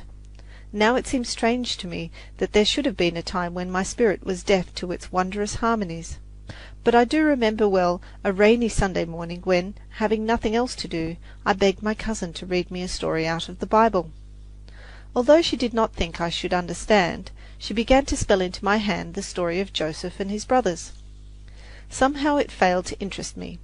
The unusual language and repetition made the story seem unreal and far away in the land of Canaan, and I fell asleep and wandered off to the land of Nod before the brothers came with the coat of many colours unto the tent of Jacob and told their wicked lie. I cannot understand why the stories of the Greek should have been so full of charm for me, and those of the Bible so devoid of interest, unless it was that I made the acquaintance of several Greeks in Boston, and being inspired by their enthusiasm for the stories of their country, whereas I had not met a single Hebrew or Egyptian, and therefore concluded that they were nothing more than barbarians, and the stories about them were probably all made up.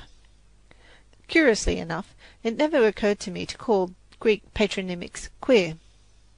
But how shall I speak of the glories I have since discovered in the Bible?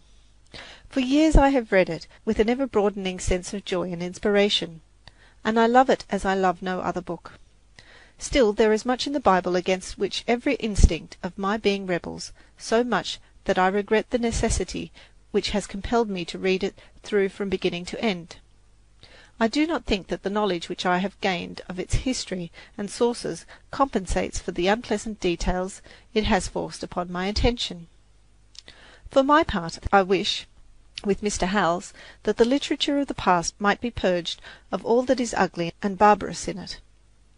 Although I should object as much as any one to having these great works weakened or falsified, there is something impressive, awful, in the simplicity of the terrible directness of the Book of Esther. Could there be anything more dramatic than the scene in which Esther stands before her wicked lord? She knows her life is in his hands. There is no one to protect her from his wrath.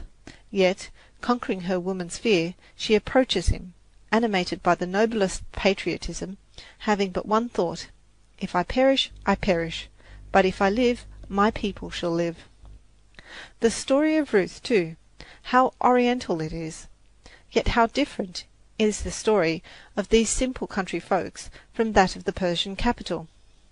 Ruth is so loyal and gentle-hearted, we cannot help loving her, as she stands with the reapers amid the waving corn. Her beautiful, unselfish spirit shines out like a bright star in the night of a dark and cruel age. Love like Ruth's, love which can ride above conflicting creeds and deep-seated racial prejudices, is hard to find in all the world. The Bible gives me a deep, comforting sense that things seen are temporal and things unseen are eternal. I do not remember a time since I have been capable of loving books that I have not loved Shakespeare. I cannot tell exactly when I began Lamb's Tales from Shakespeare, but I know that I read them at first with a child's understanding and a child's wonder. Macbeth seems to have impressed me most. One reading was sufficient to stamp every detail of the story upon my memory forever. For a long time the ghosts and witches pursued me even into dreamland. I could see, absolutely see, the dagger and Lady Macbeth's little white hand. The dreadful stain was as real to me as to the grief-stricken queen.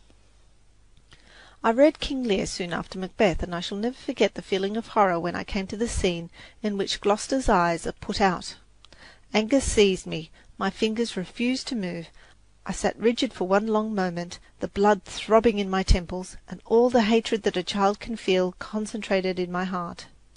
I must have made the acquaintance of Shylock and Satan about the same time, for the two characters were long associated in my mind. I remember that I was sorry for them. I felt vaguely that they could not be good even if they wished to, because no one seemed willing to help them or to give them a fair chance. Even now I cannot find it in my heart to condemn them utterly.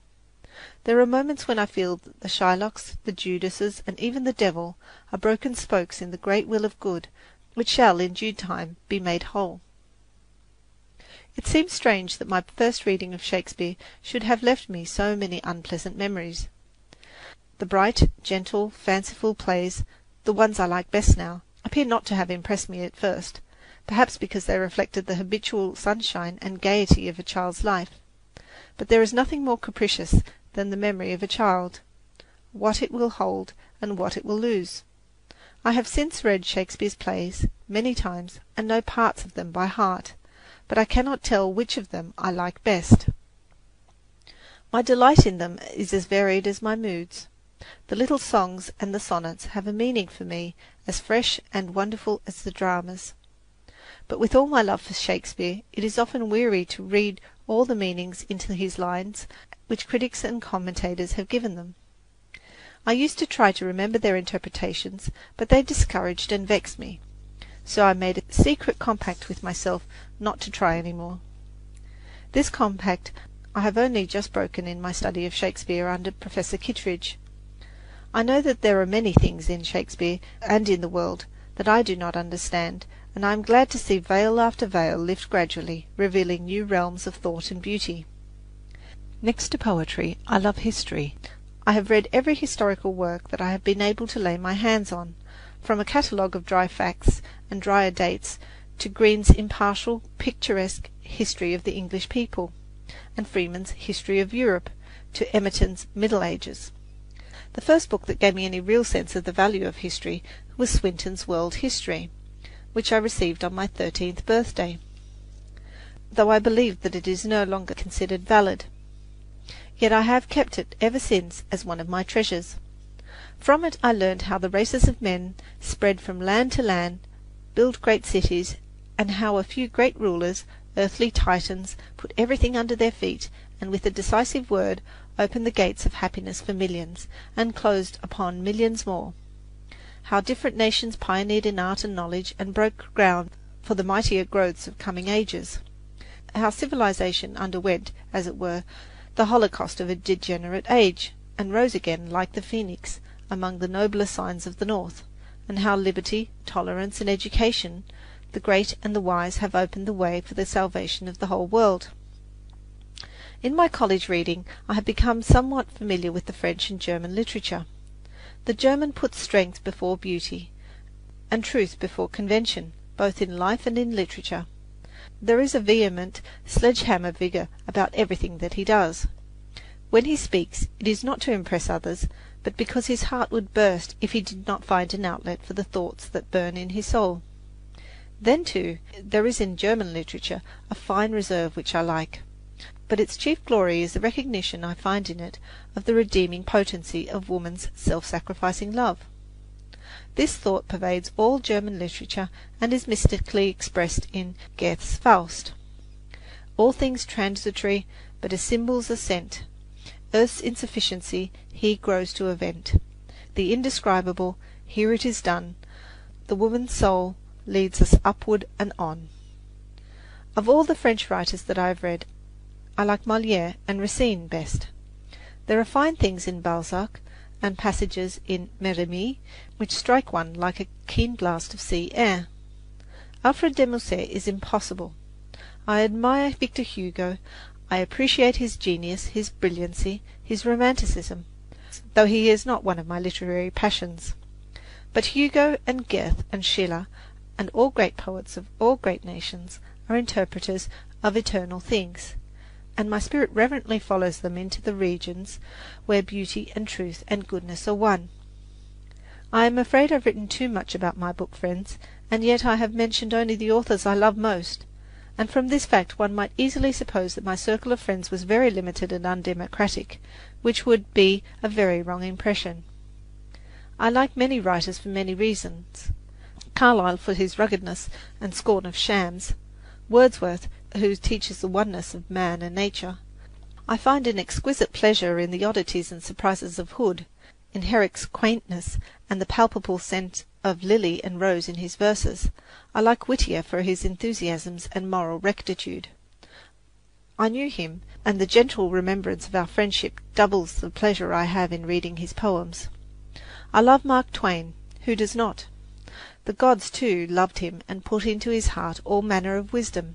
Then, fearing lest he should become a pessimist, they spanned his mind with a rainbow of love and faith. I like Scott for his freshness, dash, and large honesty. I love all writers whose minds, like Lowell's, bubble up in the sunshine of optimism, fountains of joy and goodwill, with occasionally a splash of anger here and there, a healing spray of sympathy and pity. In a word, literature is my utopia. Here I am not disenfranchised. No barrier of the senses shuts me out from the sweet, gracious discourse of my book friends. They talk to me without embarrassment or awkwardness.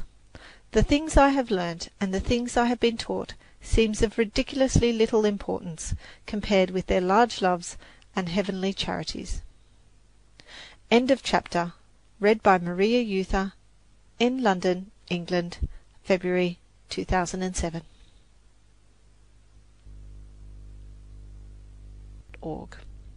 Story of My Life by Helen Keller. Read by Maria Euther, in London, England, February 2007. Chapter 22. I trust that my readers have not concluded from the preceding chapter on books that reading is my only pleasure. My pleasures and amusements are many and varied. More than once in the course of my story I have referred to my love of the country and of out-of-door sports. When I was quite a little girl, I learned to row and swim. When I am at Wrentham, Massachusetts, I almost live in my boat. Nothing gives me greater pleasure than to take my friends out rowing when they come to visit me. Of course, I cannot guide the boat very well. Someone usually sits in the stern and manages the rudder while I row. Sometimes, however, I go rowing without the rudder. It is fun to try and steer by the scent of water grasses and lilies, and of bushes that grow on the shore. I use oars with leather bands, which keep them in position in the oarlocks, and I know by the resistance of the water when the oars are evenly poised. In the same manner I can also tell when I am pulling against the current. I like to contend with wind and wave. What is more exhilarating than to make your staunch little boat, obedient to your will and muscle, go skimming lightly over glistening, tilting waves, and to feel the steady, imperious surge of the water? I also enjoy canoeing, and I suppose you will smile when I say that I especially like it on moonlit nights. I cannot, it is true, see the moon climb up the sky behind the pines and steal softly across the heavens, making a shining path for us to follow. But I know she is there, and as I lie back among the pillows and put my hand in the water, I fancy that I feel the shimmer of her garments as she passes.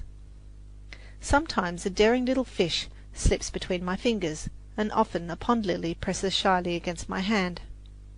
Frequently, as we emerge from the shelter of the cove or inlet, I am suddenly conscious of the spaciousness of the air about me. A luminous warmth seems to enfold me. Whether it comes from the trees which have been heated by the sun, or from the water, I can never discover. I have had the same strange sensation even in the heart of the city. I have felt it on cold stormy days and at night. It is like the kiss of warm lips on my face. My favourite amusement is sailing. In the summer of 1901 I visited Nova Scotia, and had the opportunity, such as I had not enjoyed before, to make the acquaintance of the ocean. After spending a few days in Evangeline's country, about which Longfellow's beautiful poem has woven a spell of enchantment, Miss Sullivan and I went to Halifax, where we remained the greater part of the summer. The harbour was our joy, our paradise. What glorious sails we had to Bedford Basin, to McNab's Island, to York Redoubt, and to the Northwest Arm. And at night, what soothing, wondrous hours we spent in the shadow of the great, silent men of war. Oh, it was all so interesting, so beautiful. The memory of it is a joy forever. One day we had a thrilling experience. It was a regatta in the Northwest Arm, in which the boats from different warships were engaged. We went in a sailboat along with many others to watch the races. Hundreds of little sailboats swung to and fro close by, and the sea was calm. When the races were over, and when we turned our faces homeward, one of the party noticed a black cloud drifting in from the sea, which grew and spread and thickened until it covered the whole sky. The wind rose, and the waves chopped angrily at unseen barriers. Our little boat confronted the gale fearlessly. With sails spread and ropes taut, she seemed to sit upon the wind. Now she swelled in the billows, now she sprang upward on a gigantic wave, only to be driven down with angry howl and hiss. Down came the mainsail. Tacking and jibbing, we wrestled with opposing winds that drove us from side to side with impetuous fury. Our hearts beat fast, and our hands trembled with excitement, not fear, for we had the hearts of Vikings, and we knew that our skipper was master of the situation. He had steered through many a storm with firm hand and sea-wise eye. As they passed us, the large craft and the gunboats in the harbour saluted, and the seamen shouted applause for the master of the only little sailboat that ventured out into the storm. At last, cold, hungry, and weary, we reached our pier.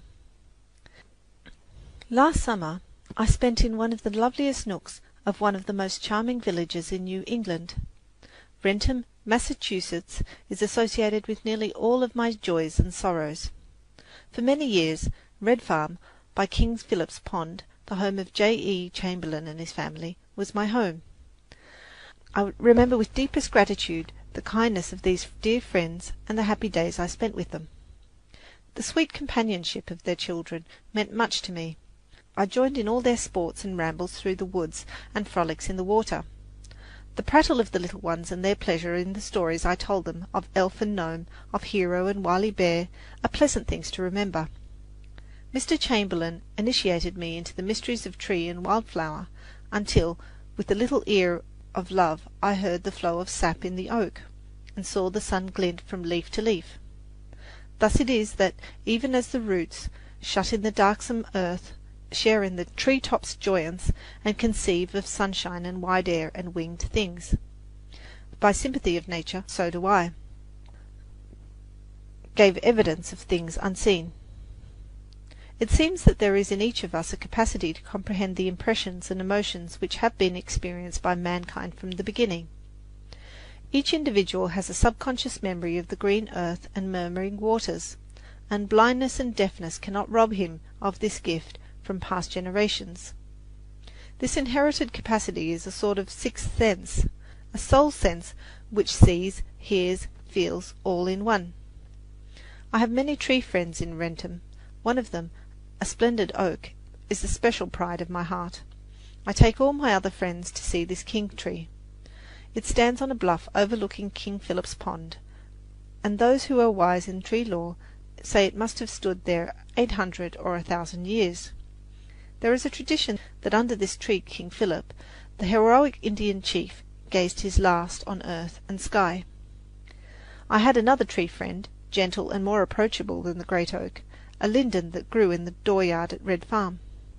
One afternoon, during a terrible thunderstorm, I felt a tremendous crash against the side of the house, and knew, even before they told me, that the linden had fallen. We went out to see the hero that had withstood so many tempests, and it wrung my heart to see him prostrate, who had mightily striven, and was now mightily fallen.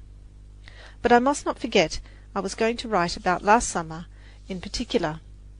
As soon as my examinations were over, Miss Sullivan and I hastened to this green nook, where we have a little cottage on one of the 3 lakes for which Wrentham is famous. Here the long sunny days were mine, and all thoughts of work and college and the noisy city were thrust into the background. In Wrentham we caught echoes of what was happening in the world: war, alliance, social conflict. We heard of the cruel, unnecessary fighting in the far-away Pacific, and learnt of the struggles going on between capital and labour. We knew that beyond the border of our Eden men were making history by the sweat of their brows, when they might better make a holiday. But we little heeded these things.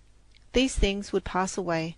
Here were lakes and woods, and broad daisy-starred fields and sweet-breathed meadows, and they shall endure forever. People who think that all sensations reach us through the eye and ear have expressed surprise that I should notice any difference, except possibly the absence of pavements between walking in city streets and in country roads. They forget that my whole body is alive to the conditions about me. The rumble and roar of the city smite the nerves of my face, and I feel the ceaseless tramp of an unseen multitude, and the dissonant tumult frets my spirit. The grinding of heavy wagons on hard pavements and the monotonous clangour of machinery are all the more torturing to the nerves if one's attention is not diverted by the panorama that is always present in the noisy streets to people who can see. In the country one sees only nature's fair works, and one's soul is not saddened by the cruel struggle for mere existence that goes on in the crowded city. Several times I have visited the narrow, dirty streets where the poor live, and I grow hot and indignant to think that good people should be content to live in fine houses and become strong and beautiful, while others are condemned to live in hideous, sunless tenements and grow ugly, withered, and cringing. The children who crowd these grimy alleys, half-clad and underfed, shrink away from your outstretched hand as if from a blow. Dear little creatures, they crouch in my heart and haunt me with a constant sense of pain. There are men and women, too, all gnarled and bent out of shape. I have felt their hard, rough hands, and realized what an endless struggle their existence must be, no more than a series of scrimmages, thwarted attempts to do something. Their life seems an immense disparity between effort and opportunity. The sun and the air are God's free gifts to all, we say, but are they so? In yonder city's dingy alleys the sun shines not, and the air is foul. O man, how dost thou forget and obstruct thy brother man, and say, Give us this day our daily bread, when he has none? O would that men would leave the city, its splendour and its tumult and its gold, and return to wood and field and simple, honest living. Then would their children grow stately as noble trees, and their thoughts sweet and pure as wayside flowers. It is impossible not to think of all of this when I return to the country after a year of work in town. What a joy it is to feel the soft springy earth under my feet once more, to follow grassy roads that lead to ferny brooks where I can bathe my fingers in a cataract of rippling notes, or to clamber over a stone wall into green fields that tumble and roll and climb in riotous gladness. Next to a leisurely walk, I enjoy a spin on my tandem bicycle. It is splendid to feel the wind blowing on my face and the springy motion of my iron steed. The rapid rush through the air gives me a delicious sense of strength and buoyancy, and the exercise makes my pulses dance and my heart sing. Whenever it is possible, my dog accompanies me on a walk, or ride, or sail. I have had many dog friends, huge mastiffs, soft-eyed spaniels, wood-wise setters, and honest, homely bull-terriers. At present the lord of my affections is one of these bull-terriers. He has a long pedigree, a crooked tail, and the drollest phiz in dogdom. My dog friends seem to understand my limitations, and always keep close beside me when I am alone. I love their affectionate ways and the eloquent wag of their tails. When a rainy day keeps me indoors, I amuse myself after the manner of other girls. I like to knit and crochet. I read in the happy-go-lucky way I love. Here and there a line, or perhaps I play a game or two of checkers or chess with a friend. I have a special board on which I play these games. The squares are cut out so that the men stand in them firmly. The black checkers are flat and the white ones curved on top. Each checker has a hole in the middle, in which a brass knob can be placed to distinguish the king from the commons. The chessmen are of two sizes, white larger than black, so that I have no trouble in following my opponent's manoeuvres by moving my hands lightly over the board after a play.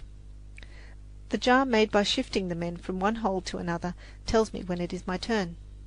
If I happen to be all alone and in an idle mood, I play a game of solitaire, of which I am very fond. I use playing cards marked in the upper right-hand corner with braille symbols which indicate the value of the card. If there are children around, nothing pleases me so much as to frolic with them. I find even the smallest child excellent company, and I am glad to say that children usually like me. They lead me about and show me the things they are interested in. Of course the little ones cannot spell on their fingers, but I manage to read their lips. If I do not succeed, they resort to dumb show. Sometimes I make a mistake and do the wrong thing. A burst of childish laughter greets my blunder, and the pantomime begins all over again. I often tell them stories or teach them a game, and the winged hours depart and leave us good and happy. Museums and art stores are also sources of pleasure and inspiration. Doubtless it will seem strange to many that the hand unaided by sight can feel action, sentiment, beauty in the cold marble. And yet it is true that I derive genuine pleasure from touching great works of art. As my fingertips trace line and curve, they discover the thought and emotion which the artist has portrayed. I can feel in the faces of gods and heroes hate, courage, and love, just as I can detect them in living faces I am permitted to touch. I feel in Diana's posture the grace and freedom of the forest, and the spirit that tames the mountain lion and subdues the fiercest passions. My soul delights in the repose and gracious curves of the Venus, and in Barre's bronzes the secrets of the jungle are revealed to me. A medallion of Homer hangs on the wall of my study, conveniently low so that I could easily reach it and touch the beautiful, sad face with loving reverence. How well I know each line in that majestic brow, tracks of life and bitter evidences of struggle and sorrow. Those sightless eyes seeking, even in the cold plaster, for the light and the blue skies of his beloved Hellas, but seeking in vain, that beautiful mouth, firm and true and tender. It is the face of a poet, and of a man acquainted with sorrow.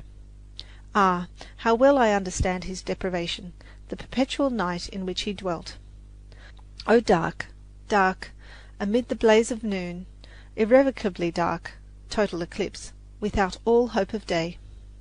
In imagination I can hear Homer singing, as with unsteady, unhesitating steps he gropes his way from camp to camp, singing of life, of love, of war, of the splendid achievements of a noble race. It was a wonderful, glorious song, and it won the blind poet an immortal crown, the admiration of all ages. I sometimes wonder if the hand is not more sensitive to the beauties of the sculpture than the eye. I should think the wonderful rhythmical flow of lines and curves could be more subtly felt than seen. Be this as it may, I know that I can feel the heart-throbs of the ancient Greeks in their marble gods and goddesses. Another pleasure, which comes more rarely than the others, is going to the theatre. I enjoy having a play described to me while it is being acted on stage far more than reading it, because it seems as if I were living in the midst of stirring events. It has been my privilege to meet a few great actors and actresses who have the power of so bewitching you that you forget time and place and live again in the romantic past. I have been permitted to touch the face and costume of Miss Ellen Terry as she impersonated our ideal of a queen, and there was about her that divinity that hedges sublimest woe. Beside her stood Sir Henry Irving, wearing the symbols of kinship, and there was a majesty of intellect in his every gesture and attitude, and the royalty that subdues and overcomes in every line of his sensitive face. In the king's face, which he wore as a mask, there was a remoteness and inaccessibility of grief which I shall never forget. I also know Mr. Jefferson. I am proud to count him among my friends. I go to see him whenever I happen to be where he is acting. The first time I saw him act was while at school in New York. He played Rip Van Winkle.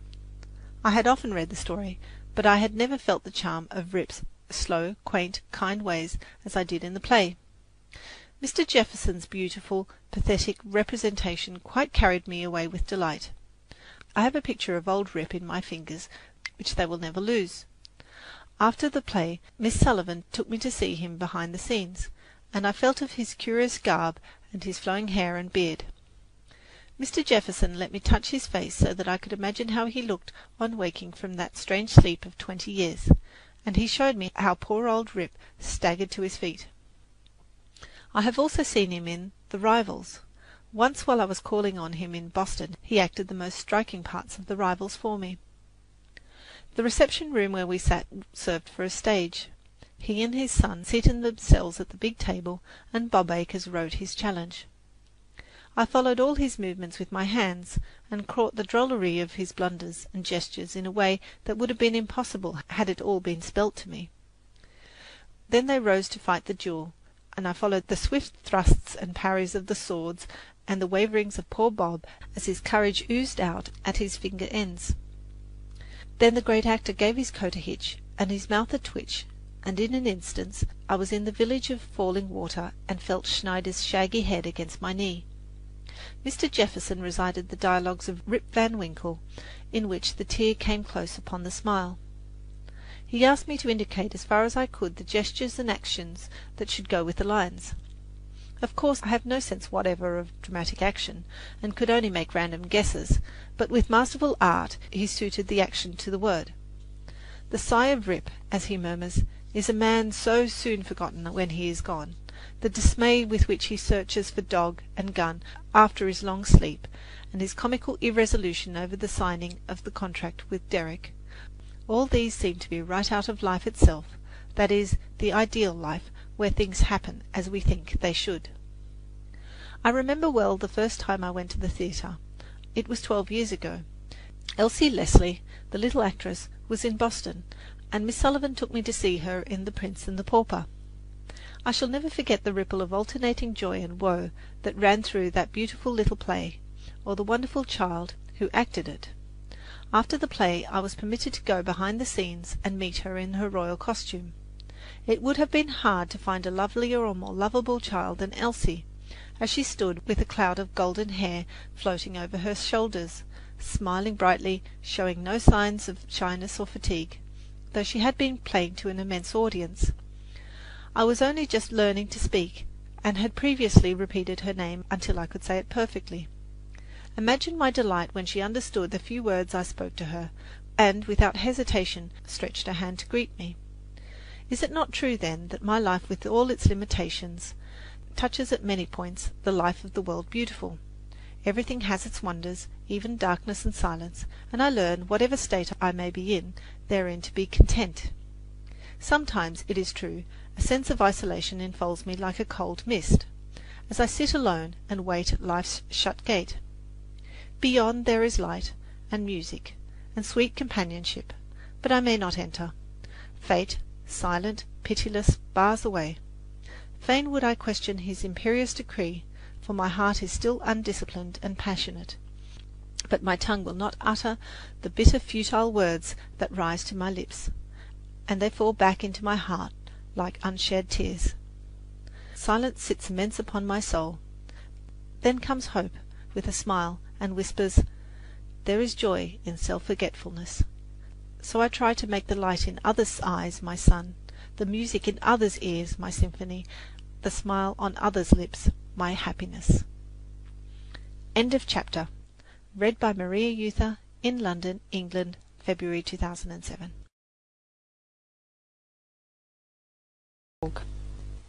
Story of My Life by Helen Keller. Read by Maria Euther in London, England, February 2007. Chapter 23. Would that I could enrich this sketch with the names of all those who have ministered to my happiness. Some of them would be found written in our literature and dear to the hearts of many, while others would be wholly unknown to most of my readers. But their influence, though it escapes fame, shall live immortal in the lives that have been sweetened and ennobled by it. Those are red-letter days in our lives when we meet people who thrill us like a fine poem, people whose handshake is brimful of unspoken sympathy, and whose sweet, rich natures impart to our eager, impatient spirits a wonderful restfulness which, in its essence, is divine. The perplexities, irritations, and worries that have absorbed us pass like unpleasant dreams, and we wake to see with new eyes and hear with new ears the beauty and harmony of God's real world. The solemn nothings that fill our everyday life blossom suddenly into bright possibilities. In a word, while such friends are near us, we feel that all is well. Perhaps we never saw them before, and they may never cross our life's path again, but the influence of their calm, mellow natures is a libation poured on our discontent, and we feel its healing touch as the ocean feels the mountain stream freshening its brine. I have often been asked, "Do not people bore you?" I do not understand quite what that means. I suppose the calls of the stupid and curious, especially of newspaper reporters, are always inopportune. I also dislike people who try to talk down to my understanding. They are like people who, when walking with you, try to shorten their steps to suit yours. The hypocrisy in both cases is equally exasperating. The hands of those I meet are dumbly eloquent to me. The touch of some hands is an impertinence. I have met people so empty of joy that when I clasped their frosty fingertips it seemed as if I were shaking hands with a northeast storm. Others there are whose hands have sunbeams in them, so that their grasp warms my heart. It may be only the clinging touch of a child's hand, but there is as much potential sunshine in it for me as there is in a loving glance for others. A hearty handshake or a friendly letter gives me genuine pleasure. I have many far-off friends whom I have never seen.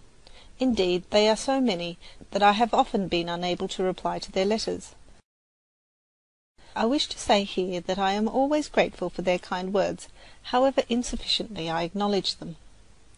I count it one of the sweetest privileges of my life to have known and conversed with many men of genius.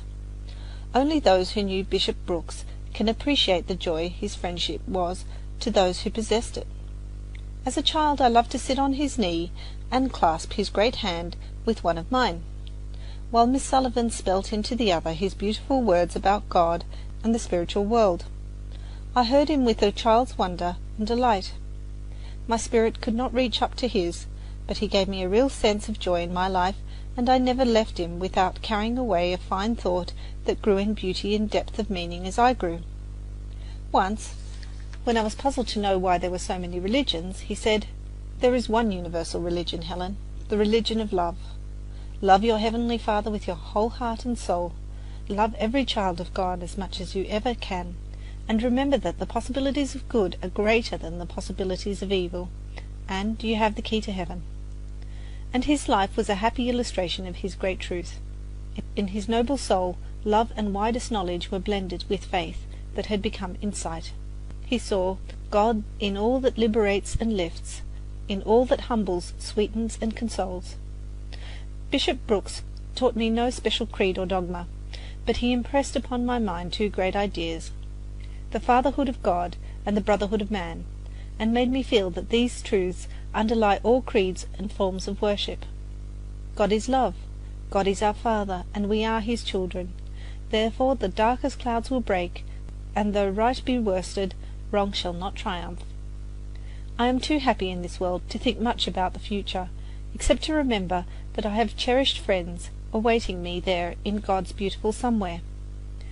In spite of the lapse of years, they seem so close to me that I should not think it strange if at any moment they should clasp my hand and speak words of endearment as they used to before they went away. Since Bishop Brooks died, I have read the Bible through, also some philosophical works on religion, among them Swedenborg's Heaven and Hell, and Drummond's Ascent of Man, and I have found no creed or system more soul-satisfying than Bishop Brooks' creed of love. I knew Mr. Henry Drummond, and the memory of his strong, warm hand-clasp is like a benediction. He was the most sympathetic of companions. He knew so much and was so genial that it was impossible to feel dull in his presence. I remember well the first time I saw Dr. Oliver Wendell Holmes. He had invited Miss Sullivan and me to call on him one Sunday afternoon. It was early in the spring, just after I had learned to speak. We were shown at once to his library, and found him seated in a big armchair by an open fire which glowed and crackled on the hearth, thinking, he said, of other days. "And listening to the murmur of the River Charles," I suggested. "Yes," he replied, "the Charles has many dear associations for me." There was an odour of print and leather in the room, which told me that it was full of books, and I stretched out my hand instinctively to find them. My fingers lighted upon a beautiful volume of Tennyson's poems. When Miss Sullivan told me what it was, I began to recite, "Break, break, break, on thy cold grey stones, O sea." But I stopped suddenly. I felt tears on my hand. I had made my beloved poet weep, and I was greatly distressed. He made me sit in his armchair while he brought different interesting things for me to examine, and at his request I recited "The Chambered Nautilus," which was then my favourite poem. After that I saw Dr. Holmes many times and learned to love the man as well as the poet. One beautiful summer day, not long after my meeting with Dr. Holmes, Miss Sullivan and I visited Whittier in his quiet home on the Merrimack. His gentle courtesy and quaint speech won my heart. He had a book of poems in raised print from which I read in school days. He was delighted that I could pronounce the words so well, and said that he had no difficulty in understanding me. Then I asked many questions about the poem, and read his answers by placing my fingers on his lips. He said he was the little boy in the poem, and that the girl's name was Sally, the more which I have forgotten. I also recited Laus Deo, and as I spoke the concluding verses, he placed in my hands a statue of a slave from whose crouching figure the fetters were falling, even as they fell from Peter's limbs when the angel led him forth out of prison. Afterwards we went into his study, and he wrote his autograph for my teacher, and expressed his admiration of her work, saying to me, "She is thy spiritual liberator." Then he led me to the gate and kissed me tenderly on my forehead. I promised to visit him again the following summer, but he died before the promise was fulfilled. Dr. Edward Everett Hale is one of my very oldest friends. I have known him since I was 8, and my love for him has increased with my years. He is wise. Tender sympathy has been the support of Miss Sullivan and me in times of trial and sorrow, and his strong hand has helped us over many rough places, and what he has done for us he has done for thousands of those who have difficult tasks to accomplish. He has filled the old skins of dogma with the new wine of love, and shown men what it is to believe, live, and be free. What he has taught we have seen beautifully expressed in his own life: love of country, kindness to the least of his brethren, and a sincere desire to live upward and onward. He has been a prophet and an inspirer of men, and a mighty doer of the word, the friend of all his race. God bless him. I have already written of my first meeting with Dr. Alexander Graham Bell. Since then I have spent many happy days with him at Washington, and at his beautiful home in the heart of Cape Breton Island, near Baddeck, the village made famous by Charles Dudley Warner's book. Here, in Dr. Bell's laboratory, or in the fields on the shore of the great Brast Oar, I have spent many delightful hours listening to what he had to tell me about his experiments, and helping him fly kites by means of which he expects to discover the laws that shall govern the future airship. Dr. Bell is proficient in many fields of science, and has the art of making every subject he touches interesting, even the most abstruse theories. He makes you feel that if you only had a little more time, you too might be an inventor. He has a humorous and poetic side too. His dominating passion is his love for children. He is never quite so happy as when he has a little deaf child in his arms. His labours in behalf of the deaf will live on, and bless generations of children yet to come, and we love him alike for what he himself has achieved and for what he has evoked from others. During the 2 years I spent in New York I had many opportunities to talk with distinguished people whose names I had often heard, but whom I had never expected to meet. Most of them I met first in the house of my good friend, Mr. Lawrence Hutton. It was a great privilege to visit him and dear Mrs. Hutton in their lovely home, and to see their library and read the beautiful sentiments and bright thoughts gifted friends had written for them. It has been truly said that Mr. Hutton has the faculty of bringing out in everyone the best thoughts and kindest sentiments. One does not need to read A Boy I Knew to understand him. The most generous, sweet-natured boy I ever knew, a good friend in all sorts of weather, who traces the footprints of love in the life of dogs as well as in that of his fellow men. Mrs. Hutton is a true and tried friend. Much that I hold most precious I owe to her. She has oftenest advised and helped me in my progress through college. When I find my work particularly difficult and discouraging, she writes me letters that make me feel glad and brave, for she is one of those from whom we learn that one painful duty fulfilled makes the next plainer and easier. Mr. Hutton introduced me to many of his literary friends, greatest of whom are Mr. William Dean Howells and Mark Twain. I also met Mr. Richard Watson Gilder and Mr. Edmund Clarence Stedman. I also knew Mr. Charles Dudley Warner, the most delightful of storytellers, and the most beloved friend, whose sympathy was so broad that it may be truly said of him, he loved all living things, and his neighbour as himself. Once Mr. Warner brought me to see the dear poet of the woodlands, Mr. John Burroughs. They were all gentle and sympathetic, and I felt the charm of their manner as much as I had felt the brilliancy of their essays and poems. I could not keep pace with all these literary folk as they glanced from subject to subject and entered into deep dispute, or made conversation sparkle with epigrams and happy witticisms. I was like little Ascanius, who followed with unequal steps the heroic strides of Aeneas on his march towards mighty destinies. But they spoke many gracious words to me. Mr. Gilder told me about his moonlight journeys across the vast desert to the pyramids, and in a letter he wrote me that he made his mark under his signature deep in the paper so that I could feel it. This reminds me that Dr. Hale used to give a personal touch to his letters to me by pricking his signature in braille. I read from Mark Twain's lips one or two of his good stories. He has his own way of thinking, saying, and doing everything. I feel the twinkle of his eyes in his handshake. Even while he utters his cynical wisdom in an indescribably droll voice, he makes you feel that his heart is the tender Iliad of human sympathy. There are a host of other interesting people I met in New York. Mrs. Mary Mapes Dodge, the beloved editor of St. Nicholas, and Mrs. Riggs, Kate Douglas Wiggin, the sweet author of Patsy. I received from them gifts that have the gentle concurrence of the heart, books containing their own thoughts, soul-illumined letters, and photographs that I love to have described again and again. But there is not space to mention all my friends, and indeed there are things about them hidden behind the wings of cherubim, things too sacred to set forth in cold print. It is with hesitancy that I have spoken even of Mrs. Lawrence Hutton. I shall mention only two other friends. One is Mrs. William Thaw, of Pittsburgh, whom I have often visited in her home, Lyndhurst. She is always doing something to make someone happy, and her generosity and wise counsel have never failed my teacher and me in all these years we have known her. To the other friend I am also deeply indebted. He is well known for the powerful hand with which he guides vast enterprises, and his wonderful abilities have gained him the respect of all. Kind to everyone, he goes about doing good, silent and unseen. Again I touch upon the circle of honoured names I must not mention, but I would fain acknowledge his generosity and affectionate interest which make it possible for me to go to college. Thus it is that my friends have made the story of my life. In 1,000 ways they have turned my limitations into beautiful privileges, and enabled me to walk serene and happy in the shadow cast by my deprivation. End of chapter, and end of book. Read by Maria Euther in London, England, February 2007.